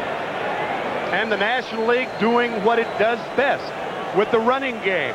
A faster team than the American League. The American League runs coming on the power.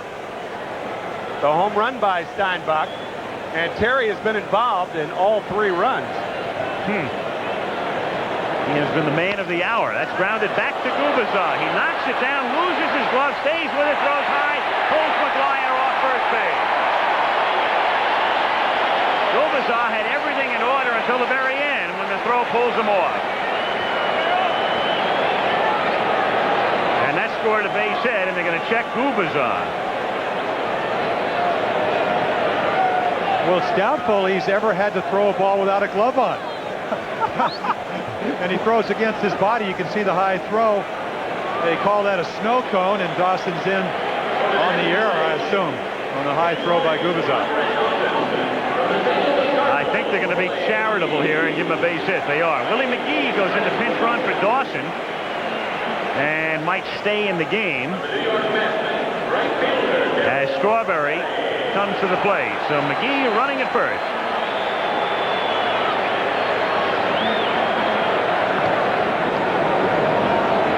So McGee stealing at first if he wishes. He's attempted it 30 times, been successful 26 times.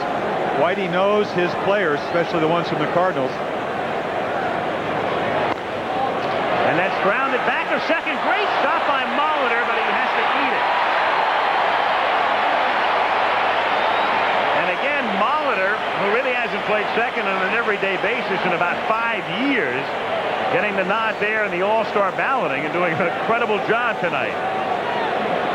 And the fans, once again, show that they know what they're talking about when they put Molitor in second base. He's played one game there this year. Along those lines, the ball players talk about the fans voting, and the ball players were asked to vote for George Brett, and George Brett was picked 6th as a third baseman. That's right. He has played third all year. Word travels slowly sometimes. Bonilla fouls it away in the count 0-1. It's like some of those All-America college football teams that are announced every year postseason. You find out half the time the guy on the second team was injured all year, didn't play. But he was a preseason first-string pick. Absolutely. That's the difference. 0-1 on Bobby Bonilla, who gets brushed back, and the count is 1-1.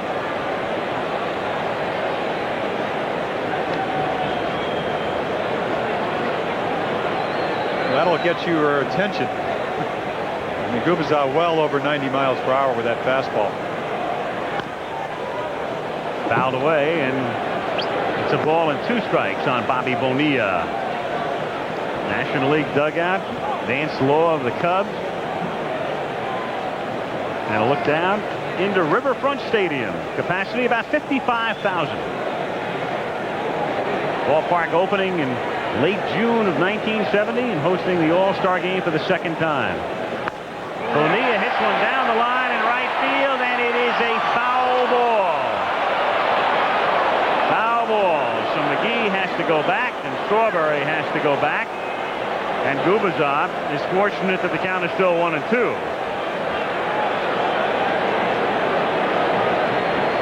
Take another look. This is a camera we used in the World Series last year. It gives you a perfect example of whether the ball is fair or foul. You can see for yourself it just hooks foul at the end. And what a hitter Bonilla.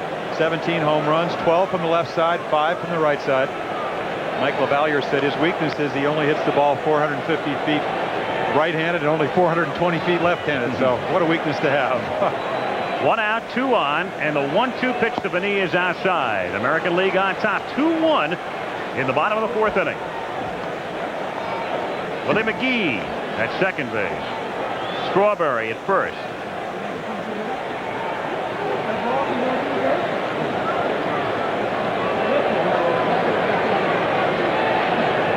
Two to Bonilla. Is hit to right field and right at Winfield, and the runners hold. So Bonilla, after nearly stroking one fair for a double in the lead, flies out to right. 2 gone. Bobby back to the dugout, and it sends Will Clark of the Giants to the plate.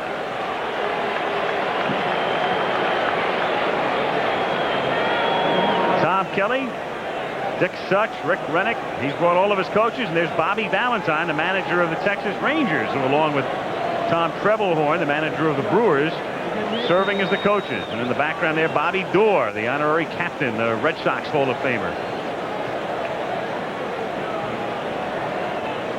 Clark hits it sharply on one hop to Molitor at second, and Paul throws him out.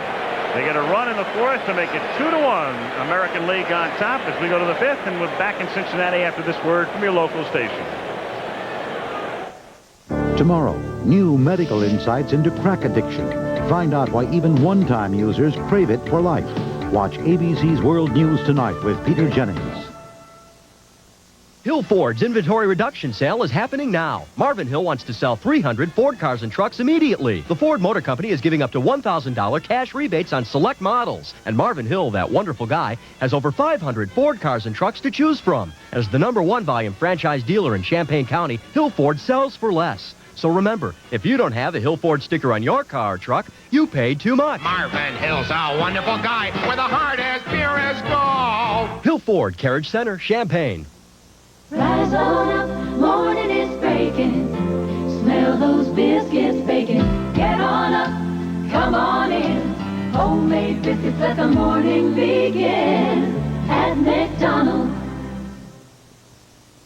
Get on up, news is breaking. McDonald's new sausage, gravy, and biscuit. Get on in. For fresh baked biscuits and home-style gravy loaded with pork, sausage, and pepper. Funny how good news gets around. At McDonald's. People everywhere are trying to figure out a way to save money on their energy bills. How to keep warm in winter and cool in summer and still not spend a fortune. Well, there is a solution. The electric heat pump. It qualifies for our low electric heating rate. And now you get a rebate of up to $400 when you replace your present system with a heat pump. For more information on electric heat pumps, contact CIPS, the people behind your power. I'm Marty Caniglio. We've had a little bit of rain here in central Illinois, and after the All-Star Game, I'll update you on our chances for any more. This is WAND TV. The 59th All-Star Game. This ABC Sports exclusive is brought to you by AT&T, the right choice.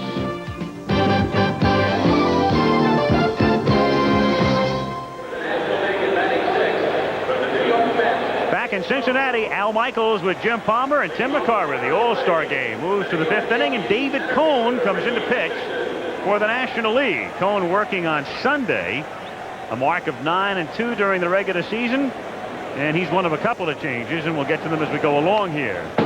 Ricky Henderson bats for the 3rd time in the game, fouling one off. Andres Galarraga of the Expos comes into the game at first base. And Andy Van Slyke of the Pirates is in the game in left field. Strike. So Galarraga will hit in the #1 spot in the order. Van Slyke bats in the #9 spot. Cone bats in the 6th spot as Will Clark comes out of the game, and Willie McGee stays in the game in center. He'll bat in the #3 spot. 1 ball, 2 strikes to count on Henderson. All 3 of the National League's outfielders capable of playing center field and playing center field very well. Jim Leyland, the manager of the Pirates, thinks Andy Van Slyke, who is now the left fielder, is the best center fielder in the National League. There's a fly ball to the real center fielder, Willie McGee, who makes the catch for the out. All right, we have Roger Clemens downstairs. Let's go to Gary Bender. Roger, the National League dominance. They've won 22 of the last 25 meetings. You're the last to beat them. What's it mean to beat the National League? Well, it's a good feeling. You know, I think Dick Hauser stressed that very much in '86, and when I started in the All-Star Game in the Astrodome, and as did Tom Kelly here tonight before the game. We want to win this thing. Roger, never in history has anyone won 3 straight Cy Young awards. You're going after that. Well, it's a good feeling. We got a long way to go, and there's a lot of great pitchers in the American League, but it's a challenge for me. I'm going to be out there pushing for it. Thank you, Roger. Back to Al. Okay, Gary, 0-1 the count on Molitor, and now it's 1-1. Roger Craig of the Giants, Whitey Herzog, and Buck Rogers of the Montreal Expos. The Brain Trust, as the saying goes. Foul tip, and the count 1-2. That's right. You can come to the All-Star Game. You can throw 95, have a great curveball, and pick up a split-fingered fastball. Just touch the Roger Craig. It's wonderful. Cone drops down, finds the inside corner. Molitor says, "Come on, man." The All-Star Game. The Mets have an outstanding pitching staff. We already saw Dwight Gooden, and you see Ron Darling occasionally. But look at Cone. We saw the curveball from this angle. Sidearm as he drops down. Can't see it from here, but you see Molitor just kind of flinch as he gives just enough to allow strike 3 to come on the inside part of the plate. What an outstanding young pitcher this is. 9-2. great curveball, great fastball, drops down as we've seen. Boggs grounds one to the left of Smith. One hands it and throws him out. Typical Ozzie. 3 up, 3 down at the end of 4 1/2. 2-1 Americans. Listen to the heartbeat Chevrolet Corsica LT. of America. Now you can enjoy sleeker aerodynamics in a Porsche 928S, a taut F41 sport suspension, electronic fuel injection, all for a price that lets you indulge yourself without denying your responsibilities. The heartbeat of America. Corsica LT. That's today's Chevrolet. Introducing Kodacolor Gold 100. I see your true colors shining through. See your true colors shining through. Kodacolor Gold 100 gives you the most accurate colors, the truest colors of any print film. Don't be afraid to let them show. A new Kodacolor Gold. Your true colors. Ah, the natives are restless, building appetites at a fever pitch. It's summer hunger. Summer hunger. Unleash it at Burger King. Enormous summertime sandwiches, big burgers, a huge flame-broiled Whopper, icy cold Pepsi. Summer hunger. When it strikes, only Burger King can tame it. Must be feeding time. We do it like you do it at Burger King. The Johnsons' first house was the biggest investment they'd ever made, so they wanted the best homeowners insurance that they could find. I'm State Farm agent John Caldwell. After Terry and Barbara checked around, they came to State Farm. They found the protection they wanted at the right price, plus the personal service people expect from a State Farm agent. One day they may find a house they like better, but they'll never find a better homeowners insurance value. And like a good neighbor, State Farm is there. Changes for the American League. Now, Carney Lansford finally gets to play in an All-Star game. Good career. He's in the lineup at third base.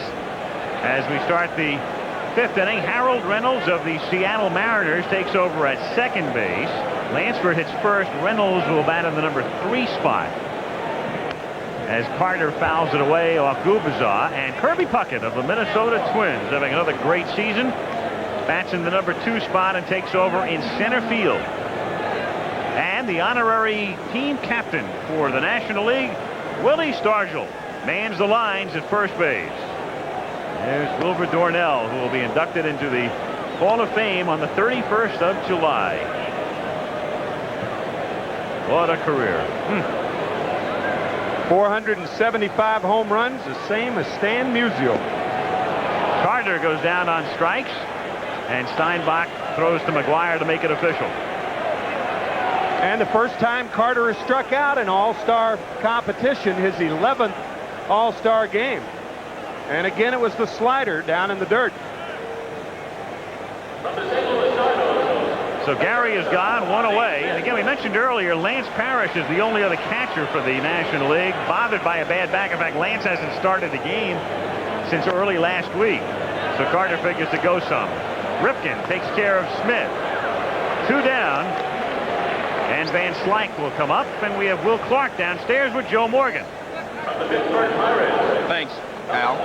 Will, any thrills out there? You called Will a thrill. Did you get nervous in your first All-Star game? I wasn't real nervous, but it was great to play, and it was extremely fun out there. The Giants have won 5 in a row. You're within 2.5 of the Dodgers. Can you do it again? We're going to try. Hopefully All-Star break will get over with as quick as possible, and we get back on the field. Back to you, Al. Okay, Joe. As we proceed in the bottom of the 5th inning, as Van Slyke swings and fouls one down the left field line out of play, the count 0-1. Takes the catch, drops the ball.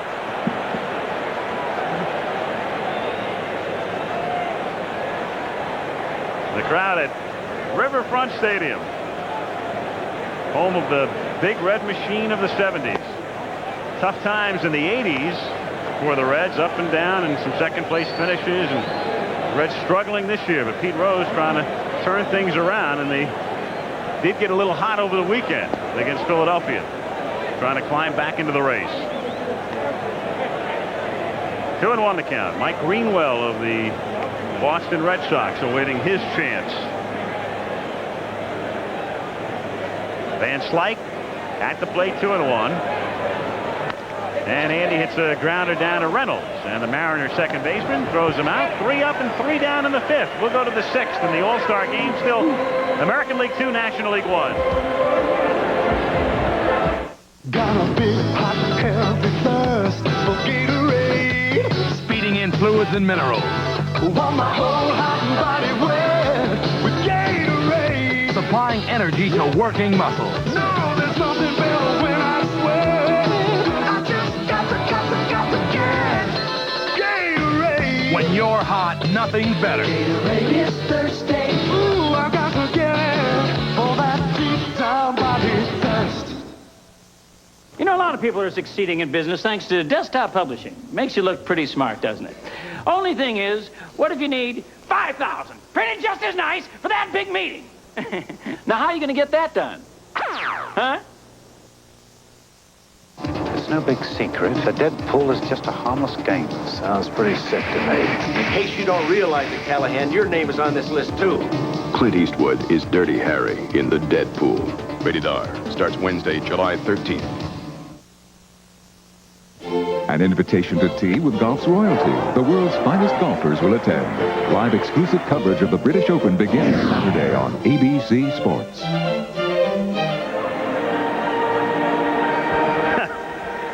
It's that kind of a night. It's a gala celebration in Cincinnati. 200th anniversary of or birthday, I guess, of the city, and the fireworks the other night. What a lovely, lovely town. They have done a remarkable job with the downtown area, too. White tie and tails for the ground crew here. The bicentennial is the focal point of it. As we go to the 6th inning, and Kevin Gross of the Philadelphia Phillies comes into the game. He'll bat 8th.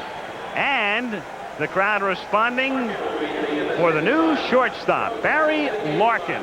And what a thrill, not only to play in your home stadium, but in your hometown. A kid who grew up in Cincinnati, was drafted by the Reds in the early 80s and declined to sign, went to Michigan, was redrafted by Cincinnati, and here he is in the All-Star Game in his hometown.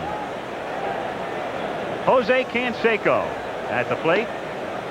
Takes a strike, and the count 0-1. And, of course, oddly, the one guy whose town this is, it belongs to him, is at home tonight watching the game on TV. That is Indian Hill Mance, and we're talking about number 14, Pete Rose. 0-2. The Reds manager taking a night off, taking an all-star break. In the literal sense. Look out. 1-2. Another attention pitch. Of course, Kevin Gross, what a game this is. Last year lost 16 games. This year 8-5, pitching in an all-star game. 0-2. Trying to throw it a little bit harder, get a little bit extra. Not that high, though. And Canseco down on strike. So Jose is 0 for 3 tonight. Striking out to lead things off in the 6th inning. And it brings up Dave Winfield, who was grounded out and doubled. Dave Winfield keeps racking up the numbers and honors and awards. Gold gloves. And wouldn't that be something if in this year of turmoil and the battling back and forth with his owner, if he were to win the MVP award, he's having that kind of a season. 1-0 the count. Well, he's always gone to extremes. Lifetime average, batting average is around 280. One year, Steinbrenner said he didn't hit it for a high enough average, so he hit 340. Next year, he said he hit for a high average, not enough home runs. He hit a lot of home runs. And Yankee Stadium is very tough for a right-handed hitter to hit home runs in. This year, a little bit of both. 346 coming in the game, 15 home runs.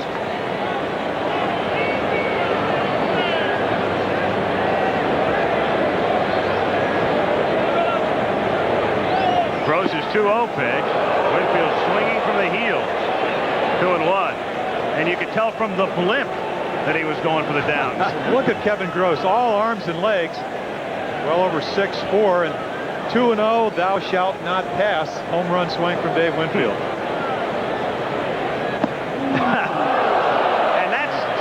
Will, of what you see Winfield do during the regular season as well.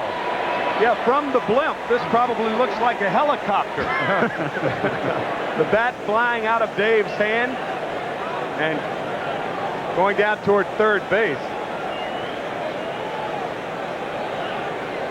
From the blimp. Well, the helicopter, here it is. Ask and ye shall receive. They had this baby tied into the tape machine. There it is. Low chopper. Absolutely. You're right. Baseball term anyway. High chopper, right? Huh? Yep. Helicopter or a dying quail.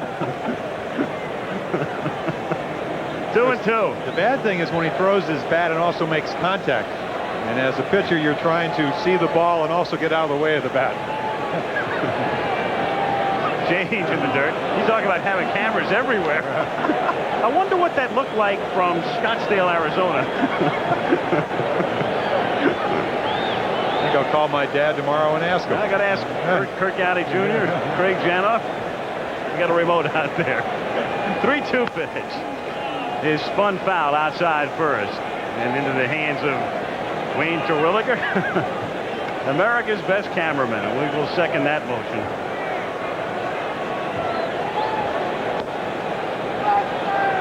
Talked about Kevin Gross last year, lost 16 games with a herniated disc in his back. Said he was in the low 80s, now almost around 90 miles per hour. Better supported by his ball club, even though it's been tough. They've had a tough year in Philadelphia. But it must really be something for him to be here. To left field, and Van Slyke is there. 2 gone with the bases empty in the 6th inning. So Winfield goes back to the dugout. Ripken comes up, and a reminder, this is the week of the British Open, and our coverage begins with live coverage noon Eastern time on Saturday. And then the U.S. Olympic trials continue. The box offs from Las Vegas, track and field from Indianapolis Saturday. The special time reflected at the bottom of the panel there here on ABC. 2 out, bases empty, and Ripken takes outside, ball 1.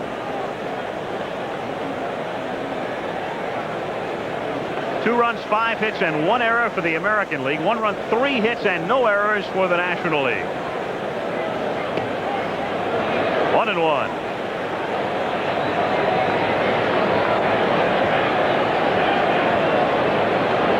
Boomer Esiason of the Cincinnati Bengals, who will be in action, believe it or not, 2 weeks from Saturday in the Hall of Fame game against the Rams.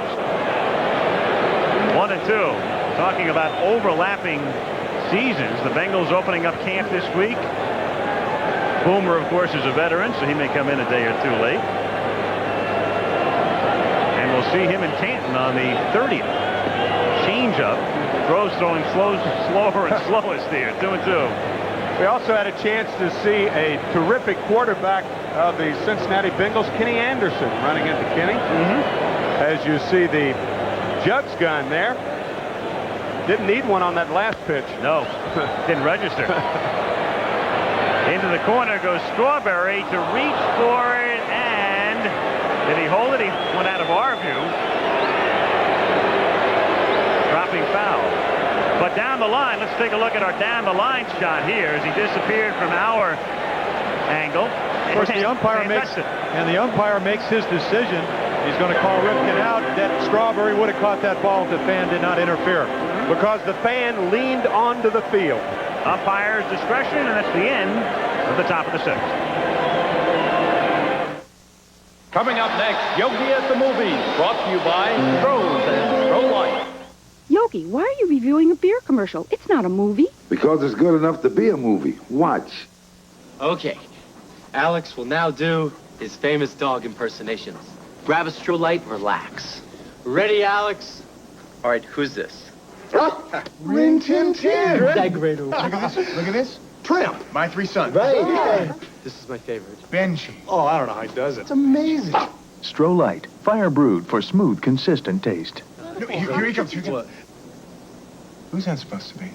Beats me. Yogi, how did Alex the dog do that?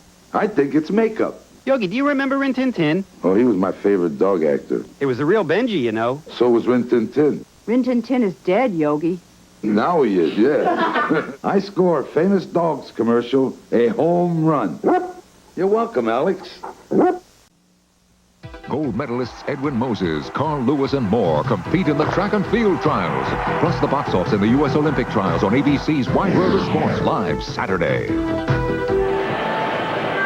Several changes now for the American League. From the Toronto Blue Jays, Dave Steve comes into the game to pitch, and he'll bat in Winfield's spot. Number 5, the new catcher from the Twins, is Tim Laudner, and he'll hit in the number 9 spot. As he discusses things with Frank Pulley, Don Mattingly of the Yankees comes into the game and bats in the number 7 spot at first base. And from the Boston Red Sox, Mike Greenwell into the game in right field, and he hits in the number 8 spot. Tom Kelly, I think, wants Canseco to play right and Greenwell to play left, if I can judge his motion, and that is correct, because there they are flip-flopping. That makes a lot of sense because Canseco is normally a right fielder during the season. Greenwell, the left fielder for the Boston Red Sox. Well, what shoes he has to fill. When you think about it, the Boston Red Sox over the last 50 years have had 4 left fielders. Ted Williams, Carl Yastrzemski, Jim Rice, and now Mike Greenwell. He's a pretty good guy to follow in the footsteps, the way it looks right now.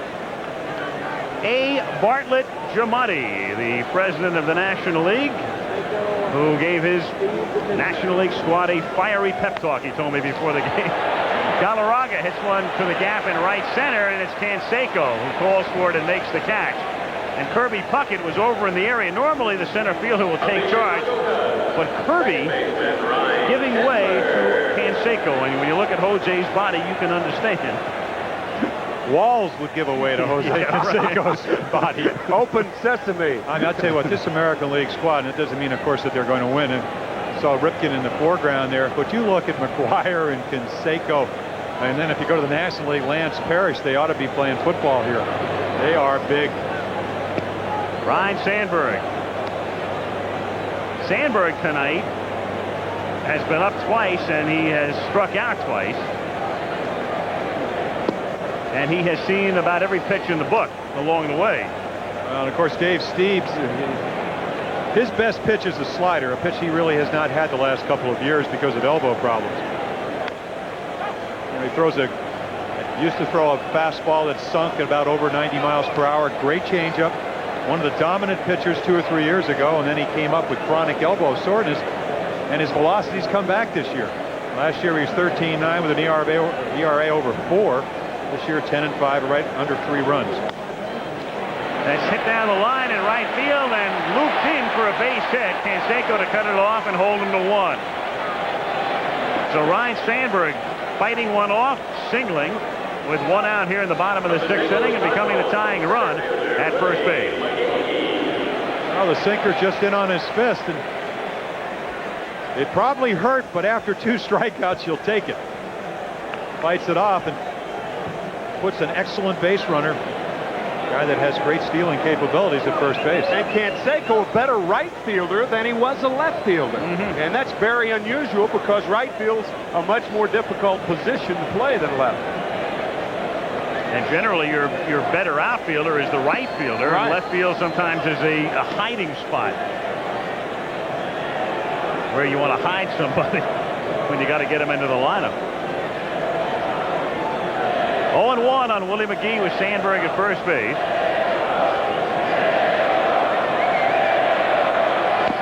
And McGee hits a chopper toward the middle. Ripken has 1 play first base, gets the out there. McGee is gone. Sandberg gets the second. And Darryl Strawberry comes up. That was a very important hit for Ryne Sandberg, and I'll tell you why. Because when he goes back to join his team, can you imagine if you strike out 3 times in the All-Star game? You'd hear about it for a month.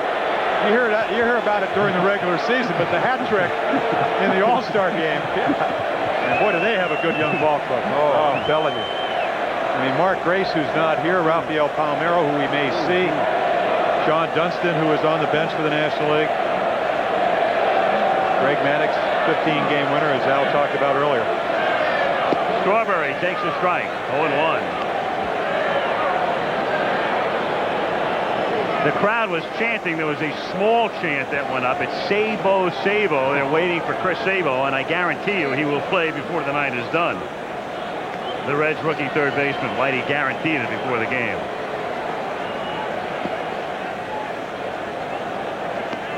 One and one.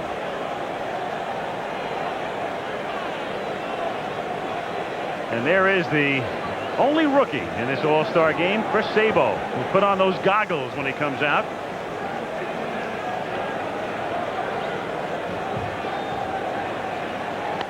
Strawberry fouls one off. 1 ball, 2 strikes. I went up to him and introduced myself, and he said, "Oh, Jim Palmer, I'm Chris Sabo." I said, "I could recognize you with that." I mean, you couldn't see it there, but if he took his hat off, there's no way you could misidentify it. And his picture is up on the screen here in Cincinnati. They are seeing the same shot in the stadium that you just saw, and that's why you had that response. Sometimes they intercut our pictures with their closed circuit here, and up on the big screen in center field was the shot of Sabo, and that elicited that response. I'll tell you, he is a joy to watch play, and I love Bill Conlon of the Philadelphia Daily News description of him.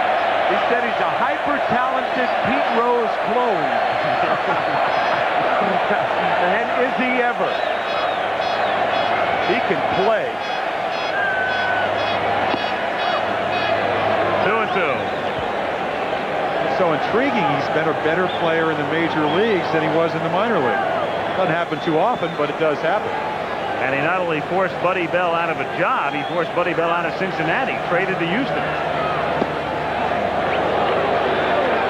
3-2.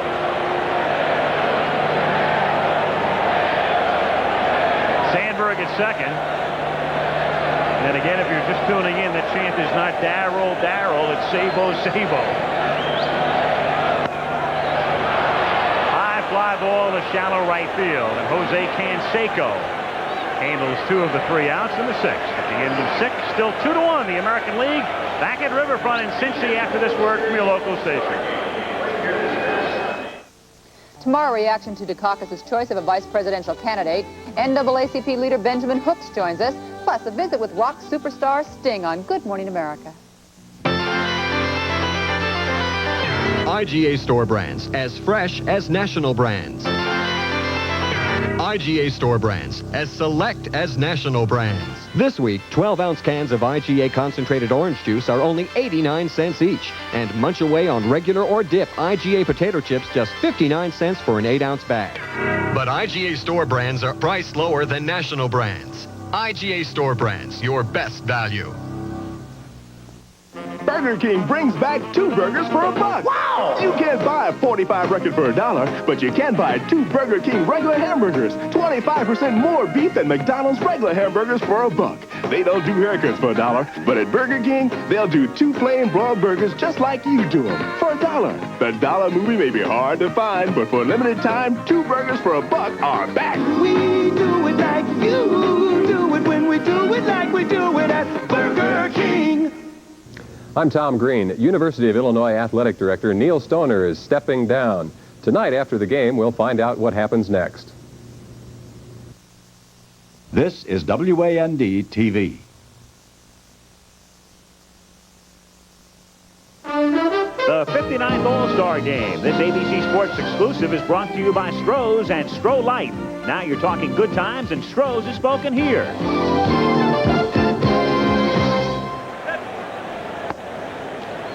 Start the 7th inning in Cincinnati, the All-Star Game. 2-1, the American League on top, and Don Mattingly bats for the first time tonight. The Yankee first baseman facing Mark Davis of the San Diego Padres. And there are Don's figures at the All-Star break. And Kim Mattingly looking on. Don and his wife from Evansville, Indiana, just down the Ohio River. And coming home to Cincinnati in a way to play in the All-Star game. Mark Davis. His numbers traded from the Giants to the Padres last year. Only 2 saves last year. You see 16 this year.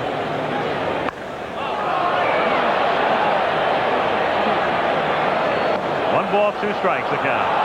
Well, that's what the breaking ball is all about. He hung that breaking ball, but when you throw the breaking ball, you usually want to try to get the hitter out on his front foot. Mattingly hit it well, but he was out on his front foot and hit it foul. Davis tied for the league lead in saves with Todd Worrell, who's on the All-Star bench.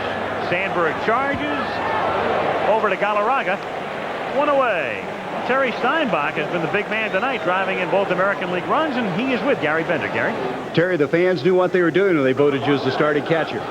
Well, it was just good to come here and, have that first at-bat like I did. It's a real good feeling for me.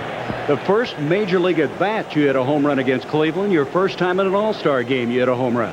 I don't know, I think I just get caught up in the excitement and forget about everything and go out there and see the ball and just try to hit it. And, I've been fortunate both times. You better stick around. You could be the MVP. Well, thank you. Back to Al. And at this point, Gary, I think he'd be a lock, driving in both runs to this point in the game, 2-1. American League on top. Greenwell at the plate, ducks under it. 1-1. So again, an All-Star game dominated to a degree by pitching. Low scoring, but still some moments to remember tonight. Some pretty good ones. And Frank Viola provided some of those early on. 2-1. Mike Greenwell, and you saw the numbers, is a complete hitter. 45 walks, got an on-base percentage well over 40% of the time. The amazing thing about him is last year, Timmy, and he's hit so well. He hit 328, but he hit 378 against lefties. Now you take a power away, 19 home runs, only one, but he had actually hit left-handers better than right-handers. Leads the American League in RBIs. Like Rafael Palmeiro's the same way. A better hitter against left-handers than right-handers. And there's your point. And into left field, and what a catch. Yes, he caught it. Andy Van Slyke. Well, there's your point. The best center fielder playing left takes a hit away from Mike Greenwell. Andy Van Slyke, and has he ever emerged this year? You can put super in front of star now. He's on that level. Well, not to embarrass yourself, you have to have great baseball instincts. He dove well before the ball was about to hit the turf, and he still comes up with, knows about where it's going to land, has his glove right in the proper position. Jim Laudner of the Twins now hits for the first time in the game and takes a strike. Van Slyke making that play after signing 12 million baseballs. That's what he said. And I asked him about it before the game. He said it wasn't 12 million, it was 12 to the 10th power. He's got a wonderful sense of humor. That's driven to the gap in right center field and all the way to the fence. And Strawberry comes up with it on the warning track. And there's Laudner, who hit 191 last year in the regular season, but had a terrific World Series, doubling in the All-Star game. Boy, has that made a difference. Hitting just about 250 this year. And again, we talked about Frank Viola, won the first and the 7th game.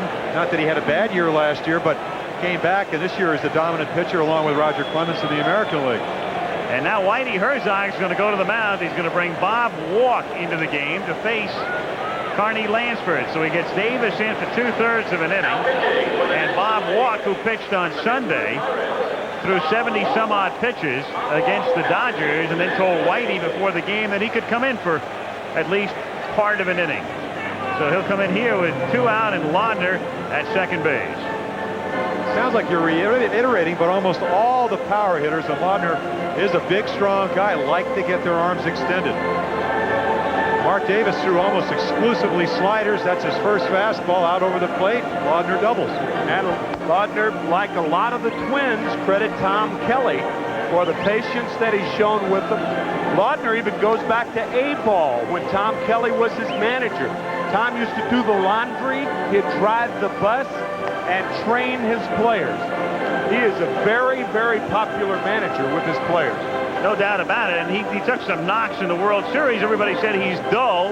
Well, yeah, when you're around 9,000 people and you're uncomfortable, maybe you'll come across as dull. But when you get to know the guy, and those who have in this business find him to be a very engaging guy and a very bright manager. Yes. And I mean, how many managers can go to their grave and say, hey, as a rookie manager, I won the World Series? Right. He low-keys everything. He low-keyed his team right to the World Series and then won in 7 games. Now he's got him back in the race. So Bob Walk comes out of the bullpen. Bob Walk is a very interesting case himself. I mean, here's a guy who has A kid starts the first game of the World Series in 1980 as a Philly, and then he has a checkered and up-and-down career, and 8 years later he's pitching in the All-Star Game. And Carney Lansford is another who's had a fine career as the crowd begins that Sabo chant again, and they'll get him shortly. But Lansford appropriately making it to the big show. Last right-handed hitter, as you look at Chris Sabo, to win a batting championship in the American League back in 1981. So that graphic, 364, highest batting average against right-handers. Loves the ball out over the plate.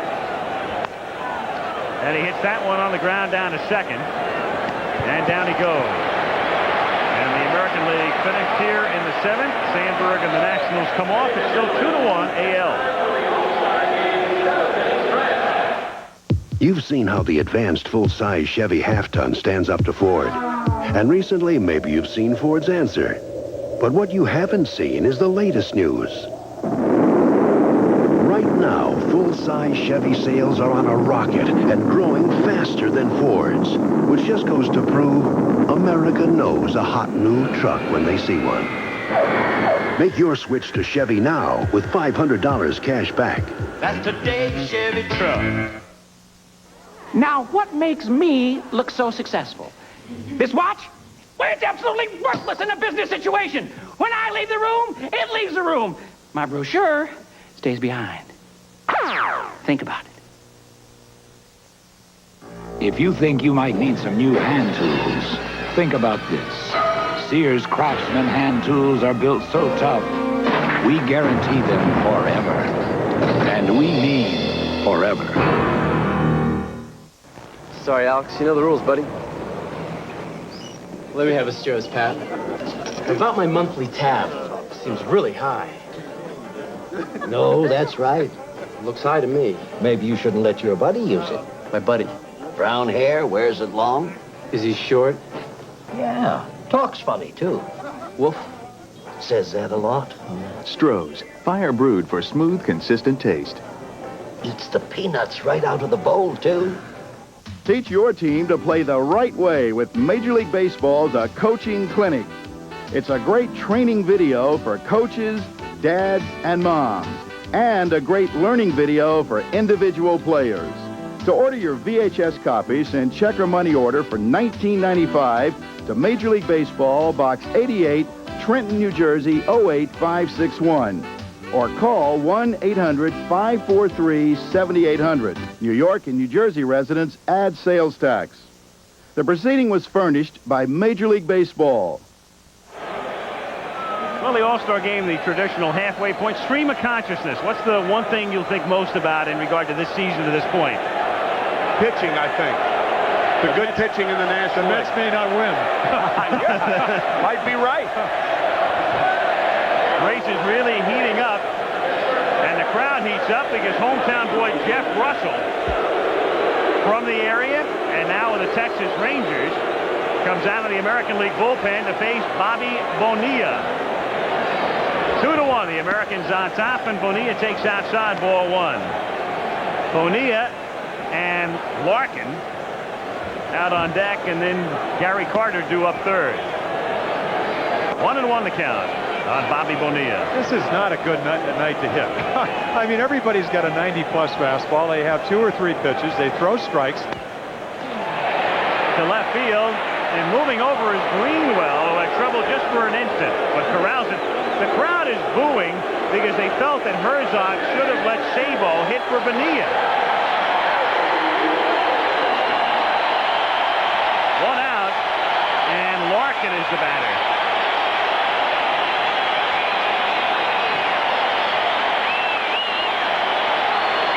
Of all the side stories in this game, the triumvirate of Barry Larkin, Kurt Stillwell, and Danny Jackson.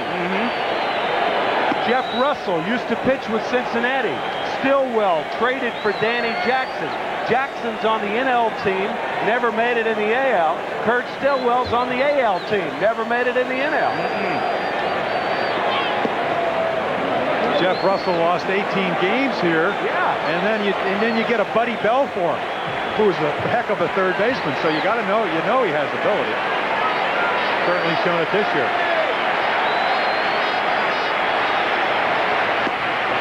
and the count 2-1.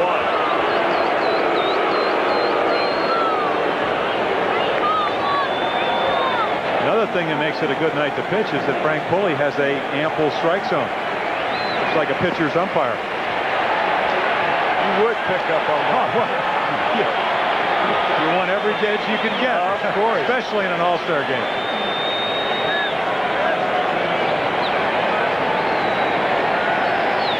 Three and one. Larkin, a member of the '84 U.S. Olympic team, grounds one to third.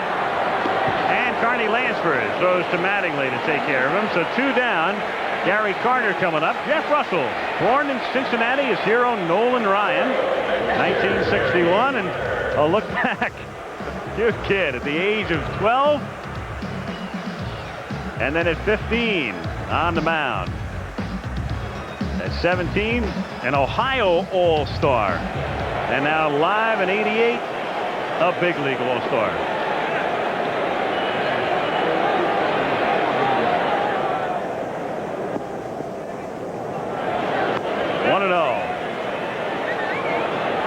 When he was 12, he didn't look like he'd develop into the type of kid that could grow that sort of beard. I was thinking the same thing. I mean, he sort of had that cherubic look, that angelic face at 12. And here he is with about 7 days growth. Looking mean. 2-0. He's fouled back and it's 2-1. Well, let's take a look. Mets and the Yankees. Dave Winfield, he'd like to see that take place. So with this gentleman right here. Boy, Carter, talked to Gary. He has been struggling, been on 299, talking about home runs for about the last 2 months. Said he talked to Joe Morgan and Johnny Bench about making some adjustments. But I'm not sure if tonight's a great litmus test to make adjustments. See a pitcher, a different pitcher each time. Different stuff, different arm angle, different breaking ball. And then you don't know them. You don't even know what they throw. 3-2. When you're a rookie, you have to sit and wait. But I guarantee you he'll be in there before the night's done. Base hit for Cardinals. And Rafael Palmeiro will come up to pinch hit here in the 7th inning. And now the crowd is angry with Herzog. But Sabo is going to come out to pinch run. At first, they started to boo because Palmeiro is coming up and not Sabo. And then they see him come in as a pinch runner. His locker in the dressing room. He's one guy that didn't have to move out for the All-Star break. Jabbar-like glasses, 27 stolen bases, so you can see there's a method to Whitey's madness. Carter runs well for a catcher, but does not run like Chris Stable. So Rafael Palmeiro of the Cubs comes up here with 2 outs, 7th inning. Sabo at first base. American League leading 2-1.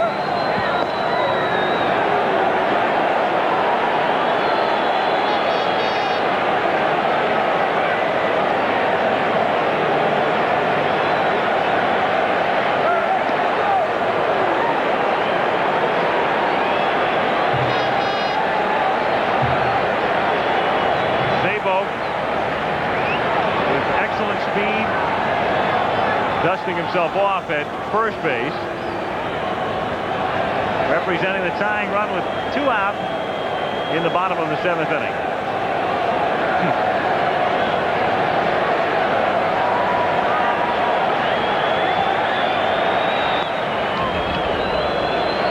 On Palmeiro. Palmeiro, I think I read something, went 29 straight at bats early in the year without missing a pitch. Speaking of missing a pitch, yeah, right. They miss a few right there. Leading the National League in hitting for about a month. Sabo goes, pitches outside, and he's got a stolen base.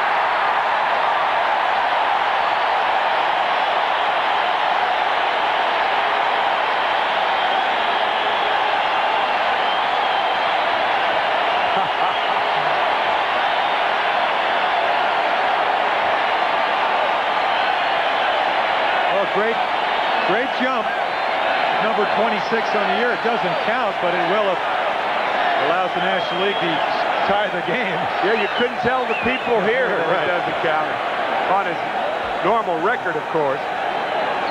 Head first slide. That's one of the toughest things in the world, is to come in as a pinch runner and to be expected to steal a base, because you really have no place to loosen up. You could loosen up as a pinch hitter, of course.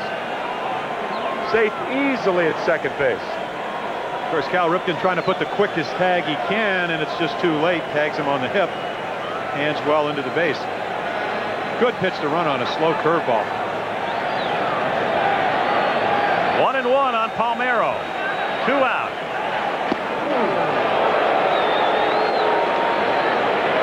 Two and 1 to count. 2 runs, 6 hits, and 1 error for the American League. Both runs driven in by Steinbach. 1 run, 5 hits, and no errors for the National League. Jeff Russell working on Palmeiro. And the count 3-1.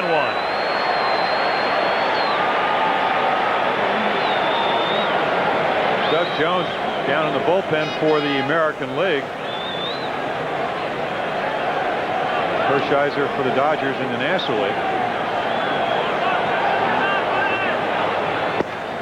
3-2.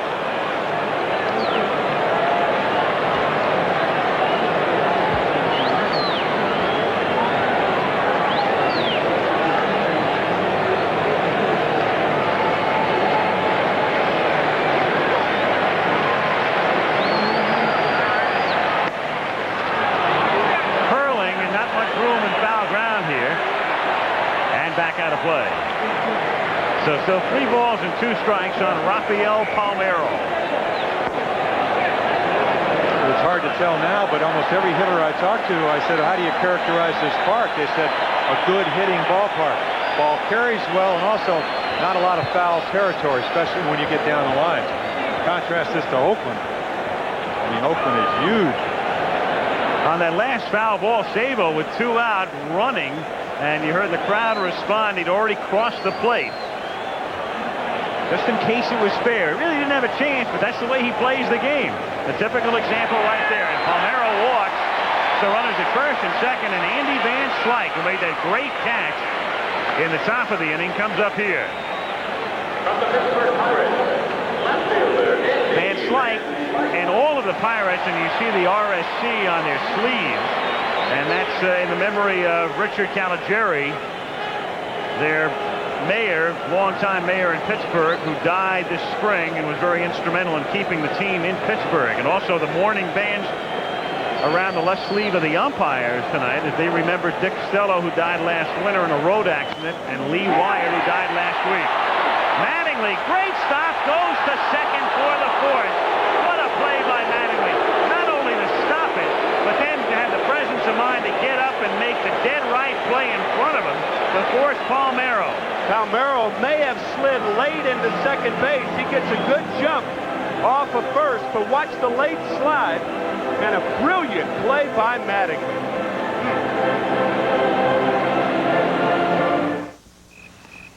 You asleep? No. Thinking about the house? Yes. Sure we can afford it? No. Uptight? Yes. Buying a home can make you a little uneasy when you don't know what to expect. But if you get the new Best Buyer Guidebook from Coldwell Banker, we'll take you through every step, from finding a home to financing it. So don't get left in the dark. Is it going to be okay? Call Coldwell Banker and expect the best. A member of the Sears Financial Network. Painful conditions are a fact of life in a modern hospital. And when it comes to relieving everyday pain, the overwhelming choice of hospitals is Tylenol. Tylenol is clinically proven effective for all kinds of pain. That's a medical fact. And there's another important thing you should know. Hospitals can trust Tylenol not to irritate your stomach. In fact, unlike aspirin or even ibuprofen, Tylenol is so easy on your stomach, most ulcer patients can use it. Tylenol. It's tough on pain, easy on your stomach. Wouldn't it be nice if businesses remain stagnant and if the edge that you somehow managed to gain when you started up would continue to be there for you? But I would suggest that the marketplace isn't like that. Not for us, not for you. And I can show you how we can put together a program based on telecommunications that will help clients stay with you once you've sold them. And that's just like gold. And we can certainly show you how to do it. The All-Star Game moves to the 8th inning as Kirby Puckett leads off for the American League, hitting one in the air down the line. Strawberry coasts over and makes the catch in fair ground. So on one pitch from Oral Hershiser, the new National League pitcher. Hershiser worked Sunday for the Dodgers, but told Whitey he could give him an inning, as Tim mentioned before. And here's the inning, the 8th, and he's got a new battery mate. Gary Carter worked 7 innings tonight, and Lance Parrish of the Phillies, the former Tiger, takes over there. Rafael Palmeiro stays in the game in left field. Parrish hits 7th, Palmeiro hits 8th, and Hershiser bats 9th. Harold Reynolds, the Mariners' second baseman, comes up with 1 out. The base is empty. 8th inning. 2-1. The American League on top. Al Michaels, Jim Palmer, Tim McCarver at Riverfront Stadium in Cincinnati.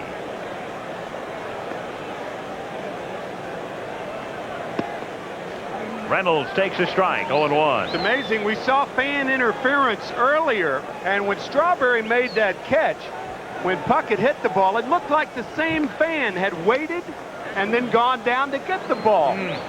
Fell in the white shirt out there. Palmeiro makes the catch. 2 gone. Dave Winfield out of the game, and let's get a word with him. Gary and Joe downstairs. Dave, with your double in the 4th inning, you tied an all-star record. 7 straight games with a hit. You know who you tied? I think Joe Morgan right here. Someone told me before the game, but I'm happy to be in the same company. Well, Dave, I didn't have any pressure on me when I tied Mickey Mantle because I didn't know about the record. Right. You had pressure. Yeah, no, it's not really pressure. We're here having fun, doing our thing, and demonstrating that we can play. We're having a good time. Dave, you've been on a mission, kind of an MVP-type season. Yeah, it has nothing. It's just a personal thing. I just want to do well and let the team win. We're in 2nd place right now, which is the 2nd best position to be in at this point, but we're going to make a good drive second half and try to win it all. Al, back to you. All right, gents, thank you. 2 out with the bases empty here, and Jose Canseco at the plate. And Oral Hershiser, the sole Dodger representative, trying to make short order of the American League. He's got Puckett, he's got Reynolds, and he's quickly ahead 0-2 here. The Dodgers in first place. Kirk Gibson probably would have been named, but Gibson preferred to have the time off. I know some Dodger fans were upset with Herzog, but in a way, Kirk elected not to come. Another guy who could have come was John Shelby. He's having that kind of a year. Larkin throws to Galarraga, and Canseco is 0-4 tonight. At the end of 7.5, still 2-1 American League. Okay. Alex will now do his famous dog impersonations. Grab a stroll light, relax. Ready, Alex? All right, who's this? Rin Tin Tin. That great. Look at this. Look at this. Tramp, my 3 sons. Right. This is my favorite. Benji. Oh, I don't know how he does it. It's amazing. Stroh-Lite, fire brewed for smooth, consistent taste. No, here he comes. Here he comes. Who's that supposed to be? Beats me. This summer, G'day, mate. Paramount's got the stars. Paul Hogan is Michael J. Crocodile Dundee. Oh, excuse me. You know who that was? What? Clint Eastwood. In Crocodile Dundee 2. Rated PG. And Eddie Murphy is Prince Akeem. In Coming to America. I am very happy to be here. Rated R. Crocodile Dundee 2 and Coming to America. Now playing separately everywhere. I wasn't sure where to get my muffler fixed. At Midas, we stock more mufflers than anyone. Everyone promised low prices. Midas prices take the sting out of muffler repair costs. The difference was Midas. Nobody beats Midas. Nobody. They're going to California for the weekend. It's a frequent flyer thing. 40,000 miles and they both fly free. I've got 40,000 miles. We're going to the mall. Some airlines make you fly nearly 40,000 miles for 1 free trip. On Northwest, you get 2. Join a team of American and Soviet adventurers on an unprecedented journey, rafting into Siberia on Mutual of Omaha's Spirit of Adventure, Sunday on ABC Sports. From the Goodyear Blimp Enterprise, a look into Riverfront Stadium in Cincinnati, the city again celebrating its bicentennial here in 1988 and putting on a great show. It's been a terrific week here. Home of the Cincinnati Red Stockings in 1869, the first professional franchise. Doug Jones of the Indians comes in to pitch in the bottom of the 8th inning. And again, as we mentioned at the top, it's the 4th time the All-Star Game has been held here in Cincinnati. And the first time it was held in this park, Sparky Anderson was a rookie manager here. Dave Concepcion was a rookie shortstop here. 18 years later, we're at it again as Galarraga takes the first pitch, low, ball 1. Doug Jones, a career minor leaguer, knows what it's like to be released and waved and beat the bushes. And you talk about a guy who has seen just about every cockroach-infested hotel and fast food joint in the United States. It's Doug Jones. I knew you'd get hotels into this, Al, but Jones and I, we've shared our experiences there. The 1-1 pitch. Now back in the count 1-2. Starkshizer almost got it. Yes. Vance Law says, come on, man. That's right. Vance Law used to former teammate. He says, he's the 11th pitcher, too. Galarraga with great power to the opposite field, or actually the opposite dugout. But he can't hit the ball out anywhere. Breaking pitch, foul tip, still 1-2. Doug Jones, I mean, he was not even on the Major League roster, and here he is with 20 saves in the All-Star game. The Indians, along with the Orioles last year, first team since 1961 with an earned run average over 5 runs a game. They've changed that, and this is one of the reasons. Fastball changeup. Cal Ripken says, I tell you what, his changeup is so slow, but it makes his fastball seem so quick. Probably doesn't throw as hard as some of the other ones. And then again, look at the arm angle. Very slow windup, deceivingly quick. Great changeup. He's thrown Galarraga 3, and Galarraga waits about as well as anybody in the National League. He set a Major League record earlier with 16 consecutive saves, breaking Steve Bedrosian's record set last year. 2 balls and 2 strikes to count. That is the nick left by, more than a nick, left by Galarraga's foul ball. Oh, changed up on him, and down he goes. And so Jones, a guy who's beaten the bushes in Newark, New Jersey, Burlington, Vermont, Stockton, California, Vancouver, Holyoke, Massachusetts, El Paso, Texas, Waterbury, Connecticut, Old Orchard Beach, Maine, and Buffalo. In an All-Star game, comes in and strikes out the first man he faces. You know, we talked about earlier, and we saw Mattingly save a run. Now, he's won 3 Gold Gloves, but we talked about earlier, the American League to win has to have a good defensive ball club capable of winning 1-run ball games. They have their stoppers, so to speak. They got Dan Plesac out on the mound with over 20 saves. They have a great defensive ball club, and they have a guy on the mound that's been out there all year doing exactly what he's expected of tonight. Shallow pop into right, and out goes Reynolds to make a running catch. Harold Reynolds has his moment in the sun, or the lights as it were, with a nice back to the plate catch. Too good.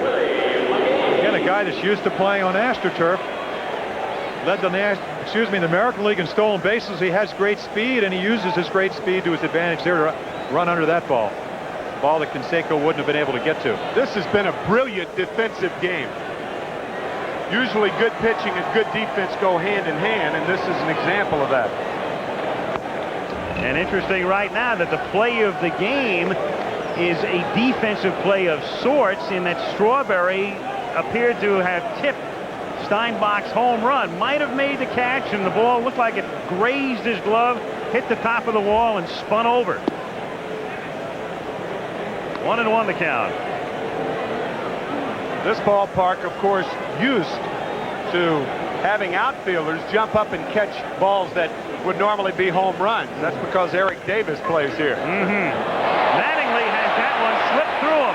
Sure, the minute we talk about defense, E3, huh? Well, that's the bad part of it. That ball was nailed. But take a look at that camera again.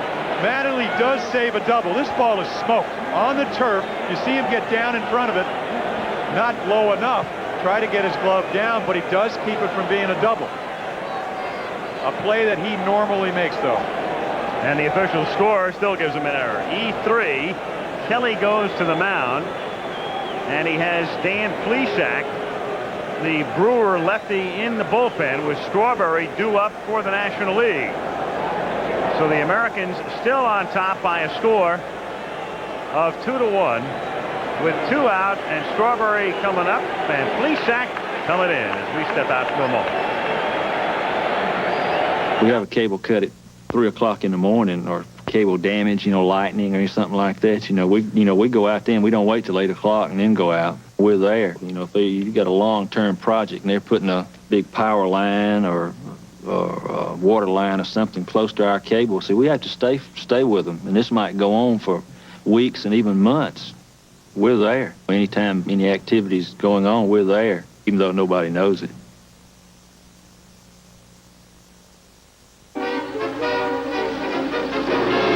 Yesterday's copper top battery would need more than a wing and a prayer to keep up with today's Duracell battery. Because today's is so much better, it'll last up to 30% longer than the one we made just 3 years ago. Which means that yesterday's battery now falls a bit short. Look for the new Duracell. AA 8-pack. Robert De Niro does the shooting. Don't move, I'll shoot you right through the glass. Charles Grodin does the complaining. This is not good. They're the best friends Glad to see me. that ever wanted to kill each other. You get it started, and I'll run you over. From the director of Beverly Hills Cop. Under different circumstances, probably still would have hated each other. Midnight Run, rated R. Special sneak preview Saturday night. Listen to the heartbeat of America. Now there's a powerful new reason to follow your heart. The new 4.3-liter V6, available in S10 Blazer. 28% more power than before, and 50% more torque. The new 4.3-liter V6, the biggest engine ever offered in Blazer's class. The heartbeat of America. Chevy S10 Blazer. Today's Chevy truck. When you talk about playing percentages, lefty against lefty, well, that figures, right? Has not given up a homer to a lefty batter this season, so Kelly brings him in. But to face that man, who's hit 11 of his 21 off lefties. So Strawberry at the plate with 2 out, takes a strike with a tying run. McGee at first base. 2-1 American League 8th inning. Power against power. Plesac on the radar gun in Anaheim. Clemens at 96. He was at 98, and a hard slider to go with it. 22 saves. And what makes this a good play also, you have the left-hander versus left-hander, but you also have Willie McGee, who can, with 26 steals, that can run, but is not as liable to run with Plesac on the mound.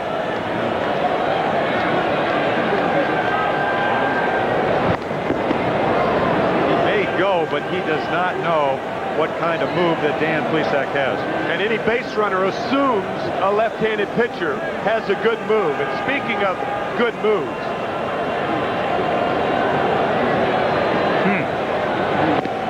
0-2. That home run by Steinbach made it 1-0. Couldn't tell if it grazed the glove at first. Looked like maybe it just hit the top of the wall, then it might have grazed the glove. Yeah. And gone over. Looks like Darrell may have jumped too high, and the ball hit about wrist high, and the glove was above the fence. A few years ago, that would have been a double because the fence used to be 12 feet high here. And Strawberry is gone. So Plesac strikes him out, and we go to the ninth with the American League still out in front, 2-1 in Cincinnati.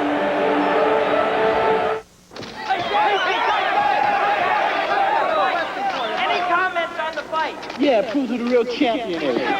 Was it ever close? It was over before it started. Think there'll be a rematch? You think they want one? How about a shot of the 2 champs together? Diet Pepsi's won the title. In head-to-head taste tests, Diet Pepsi challenged and decisively beat Diet Coke. Mike, how do you feel about sharing your title, huh? No problem. Just not sharing my Diet Pepsi. Diet Pepsi, the winner and new champion. Now, what makes me look so successful? This watch? Well, it's absolutely worthless in a business situation. When I leave the room, it leaves the room. My brochure stays behind. Think about it. Radio Shack puts the power of business computing in your home and saves you $300. The powerful 286 Tandy 1000. Now only $11.99, including color monitor. You save $300. It's PC compatible, easy to use, comes with 7 ready-to-run programs for the family. To keep a budget, write term papers, or even do filing and create graphics. Complete Tandy 1000 system with color monitor, only $11.99. Only at Radio Shack. Black Rock, Nevada and Old Milwaukee both mean something great to these guys. Black Rock means land sailing, riding the wind across dry desert lakes. And Old Milwaukee means a great beer. Cold, crisp Old Milwaukee beer. And smooth, golden Old Milwaukee Light. There's nothing like the flavor of a special place. And Old Milwaukee beer. Old Milwaukee and Old Milwaukee Light. You know, guys, it doesn't get any better than this. Yep, that's a shot you'll only see at the All-Star Game. Either that or a game that goes into the 23rd inning. This might be the type of pitch that left-handed hitters hope they only see at the All-Star Game. Otherwise, they'd be out of business. And Plesac getting high five and low five and all the rest as he goes back to the dugout. And we go to the 9th inning in Cincinnati. As the All-Star Game moves into the 9th with the Americans on top 2-1, and George Brett comes up to pinch hit, and he'll face Todd Worrell of the St. Louis Cardinals as we start the 9th inning. Two guys that faced each other in the 1985 World Series. Worrell with 16 saves at 98 miles per hour. I think they're going to have to pass a rule. Only the Major League average fastball can pitch in this game, which is about 85. Whew. Vance Law is also in the game at second base.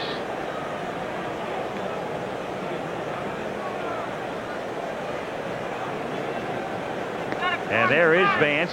Vance, who is one of the half-dozen Cubs, plays third in Chicago, but to get him into the game as Worrell throws a change for a strike, Whitey's got to move Law in at second to replace his teammate Sandberg.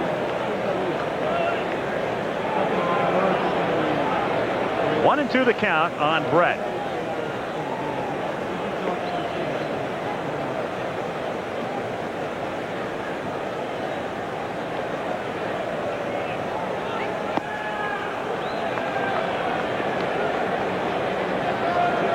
Brett is appearing for the 13th time in a row in All-Star games, but he's been hurt, and so he's only played in 10. He's missed 3.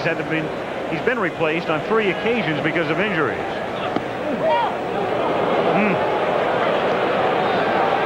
Pulley was ready to pull up the right hand. Well, you have an idea of how wide George Brett's such a great hitter. 98 miles per hour. You got to get the bat started. He tried to, then knew it was a ball, or at least assumed it was a ball, and it was. Gives him another chance. Still 3-2 on Brett.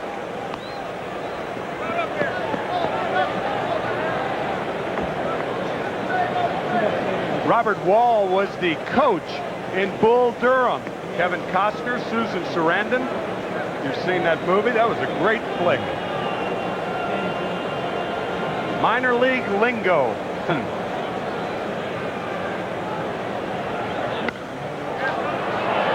Major league pop-up at the Major League All-Star Game. Worrell says it's coming down, and Galarraga makes the catch. Boy, was that baby up there a long time. Let's go to Joe Morgan. Thank you, Al. I'm here with Chris Sable. Chris, you were not even expected to make the Reds in spring training. You're an all-star now and will probably be National League Rookie of the Year. Yet you were embarrassed by the crowd chanting for you. Why?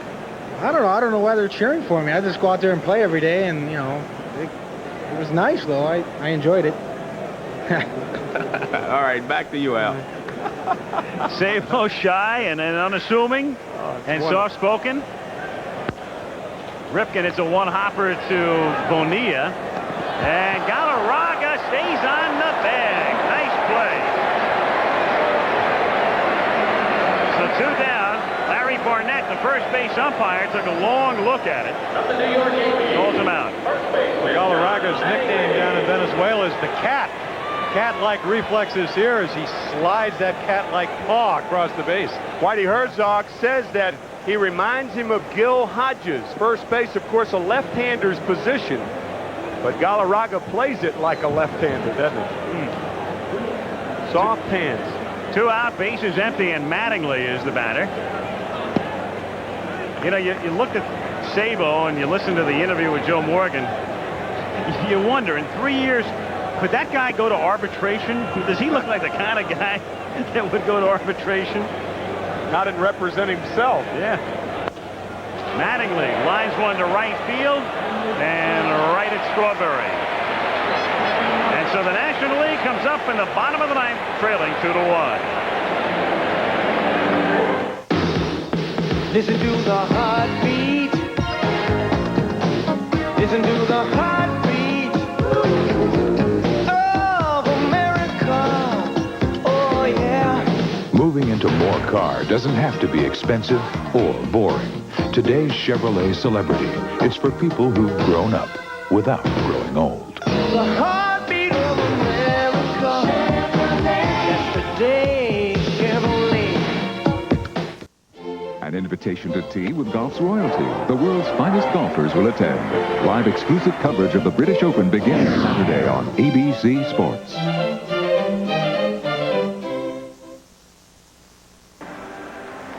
Two changes for the American League. Dennis Eckersley having a sensational season out of the A's bullpen. And here's a guy who started the All-Star Game in 1982 in Montreal as a member then of the Boston Red Sox, but now the closer. He comes in, and Kurt Stillwell takes over as the shortstop, replacing Ripken. All right, let's get the inside pitch on Eckersley, who'll seek the save from Dave Winfield. Dennis Eckersley with Oakland has been a starter most of his career with Boston and Cleveland. Made the transition to relief pitcher, has done extremely well this year, probably one of the best comeback stories of the year. He has a lot of confidence, throws over 90 miles per hour, has movement on the ball coming from the side, and you'll see him in there if the game is close tonight. And Dave was very prescient beforehand. Because here he is. Close, yes. 26 saves on the year. You know what he said when you start? He says you got to do it 3 or 4 times. He said, I come in now, I trick him once, get my save, and he said, but I still get nervous. So it's Bonilla, Larkin, and then Parrish due up in the bottom of the ninth inning as Bobby Bonilla takes inside. Bonilla has played the entire game. Tom Kelly trying to guide the American League to a win and beat Herzog again. And Bonilla hits one foul down the line and out of play, and the count is 1-1. Eckersley with a lot of options. You know, he's got the fastball, as Dave Winfield said, over 90 miles per hour. Changeup we just saw. He tries to backdoor the curveball, or his slurve, as he says. 35 strikeouts in 42 innings and only 6 walks. Only 1 home run all year. 2-1. And interesting in a game in which, in a way, the baton is passed. The torch is handed down from Mike Schmidt to Bobby Bonilla. Bonilla stays in the entire game and breaks his bat. It's a soft looper caught by Stillwell. And the crowd views that one with mixed emotions. Stillwell, the former Red, traded to Kansas City. 1 away. And the crowd also probably still hoping and wishing and praying that Sabo was still in there. Absolutely. So they have booed Bonilla the last 2 times, but now the boos to cheers, because here's Larkin with a chance to be a hometown hero in many respects. Strike. Already hit 10 home runs this year. Bigger than you think. He looks slight, but good power out over the plate. Overmatched. And the count 0-2.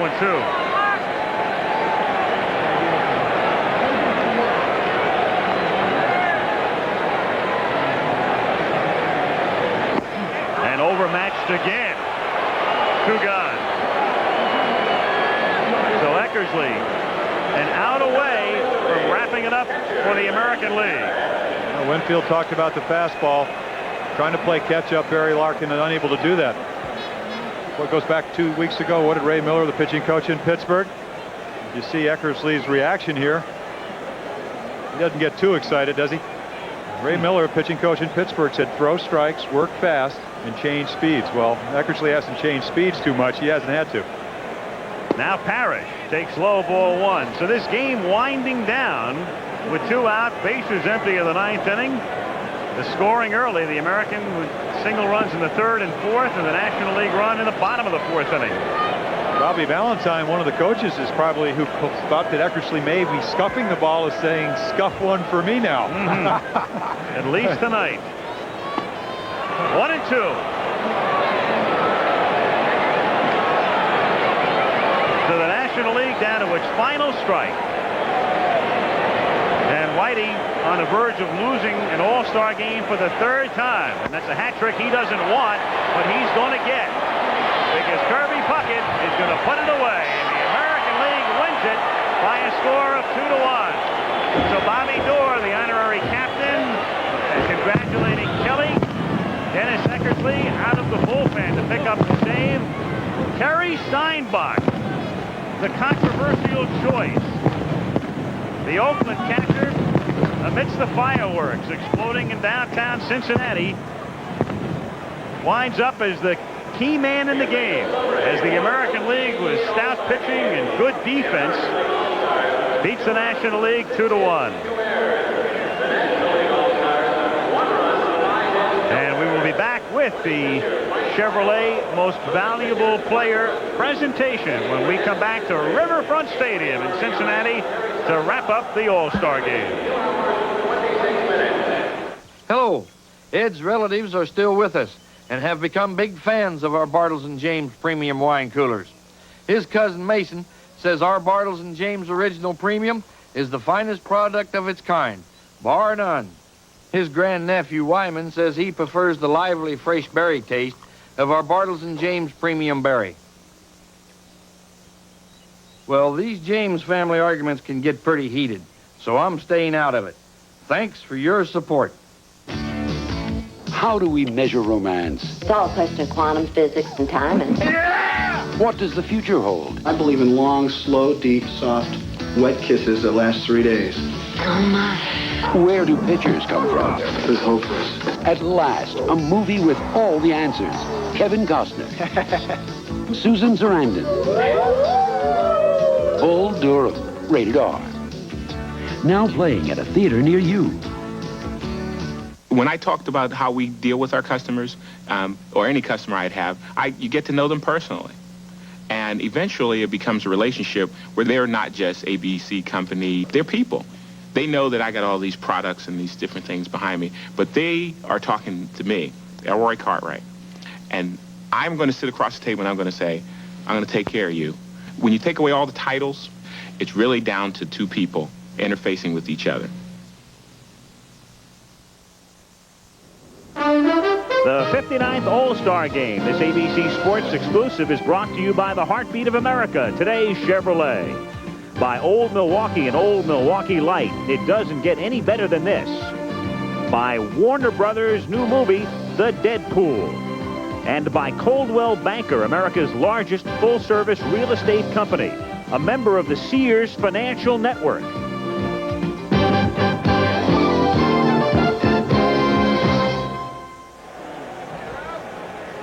So there it is, the totals, the American League winning it 2-1, and in the All-Star Game, the rules are different, so Viola only goes 2 innings but still gets the win. Gooden gets the loss, and as far as the MVP is concerned, well, the presentation now, let's go to Gary Bender. Al, it's Terry Steinbach, the catcher for the Oakland Athletics. He is the Chevrolet Major League Baseball Most Valuable Player in the All-Star Game. And here to present it, the sales manager for the Chevrolet Motor Division, Otto LeBron Jr. Mr. LeBron, let's have the presentation. Congratulations, Terry. On behalf of Chevrolet Motor Division, I'd like to present you with its Most Valuable Player Award. Super job. Thank you very much. Well, Terry, let me ask you. I told you to stick around. You might get this way back when, but let's talk about the home run, your first time at bat in an All-Star game. Well, I was just going up there. The boss said, you guys are all professionals out here. If a situation comes for, let's say, sacrifice fly or a bunt, just go ahead and do it. So right there, I was just looking to drive in a run. With bases loaded, and only up by 1, and I got a pitch up and was able to hit a fly ball with it. Now, a lot of people said, why is Terry Steinbach the starting catcher? That this voting situation is out of hand. You kind of quieted those critics. Well, I took a lot of heat about that, for about 2 to 3 weeks, and I was just going to come here and play hard, like I said, all the way through this, and hope for the best. And it came out tonight, that I had the home run, had a sac fly, and won the MVP. It's interesting, isn't it? You start the year with an eye injury, then you have a collision at home plate, but good things are starting to happen to you. Yeah, they sure are.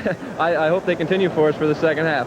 Congratulations. Thank you very much. Terry Steinbach, the Chevrolet most valuable player in this All-Star game. Let's go back to Al. Okay, thank you, Gary. So that's the story from Cincinnati, where the highlight of this bicentennial celebration has been the All-Star Game. And tonight's All-Star Game, the executive producer has been Jeffrey Mason. Tonight's telecast was produced by Kurt Gowdy Jr. and directed by Craig Janoff. Technical director Mike Blazo. Pre-game show produced by Steve Dans. Our associate directors Earl Fryman and Dave Kiviat. Assistants to the producer Bill Bonnell, Mike Cohen, and Patty Rotoloso. Stats and research Steve Hurt and Alan Roth. Our tech manager Mark Smith. Telecommunications manager Lee Kolinsky. Al Michaels for Jim Palmer. Tim McCarver saying good night from Riverfront Stadium in Cincinnati, with a reminder that Saturday begins on ABC Sports with live exclusive third-round coverage of the British Open. Then ABC's Wide World of Sports features the U.S. Olympic trials. Carl Lewis, Edwin Moses, Jackie Joyner-Kersee, and more compete as the track and field trials begin, plus the box office live from Las Vegas, Nevada. Stay tuned for Nightline following your late local news over most of these ABC stations. Tonight's topic, Democratic Party politics.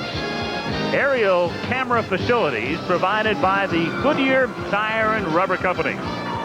This has been a presentation of ABC Sports, recognized around the world as the leader in sports television.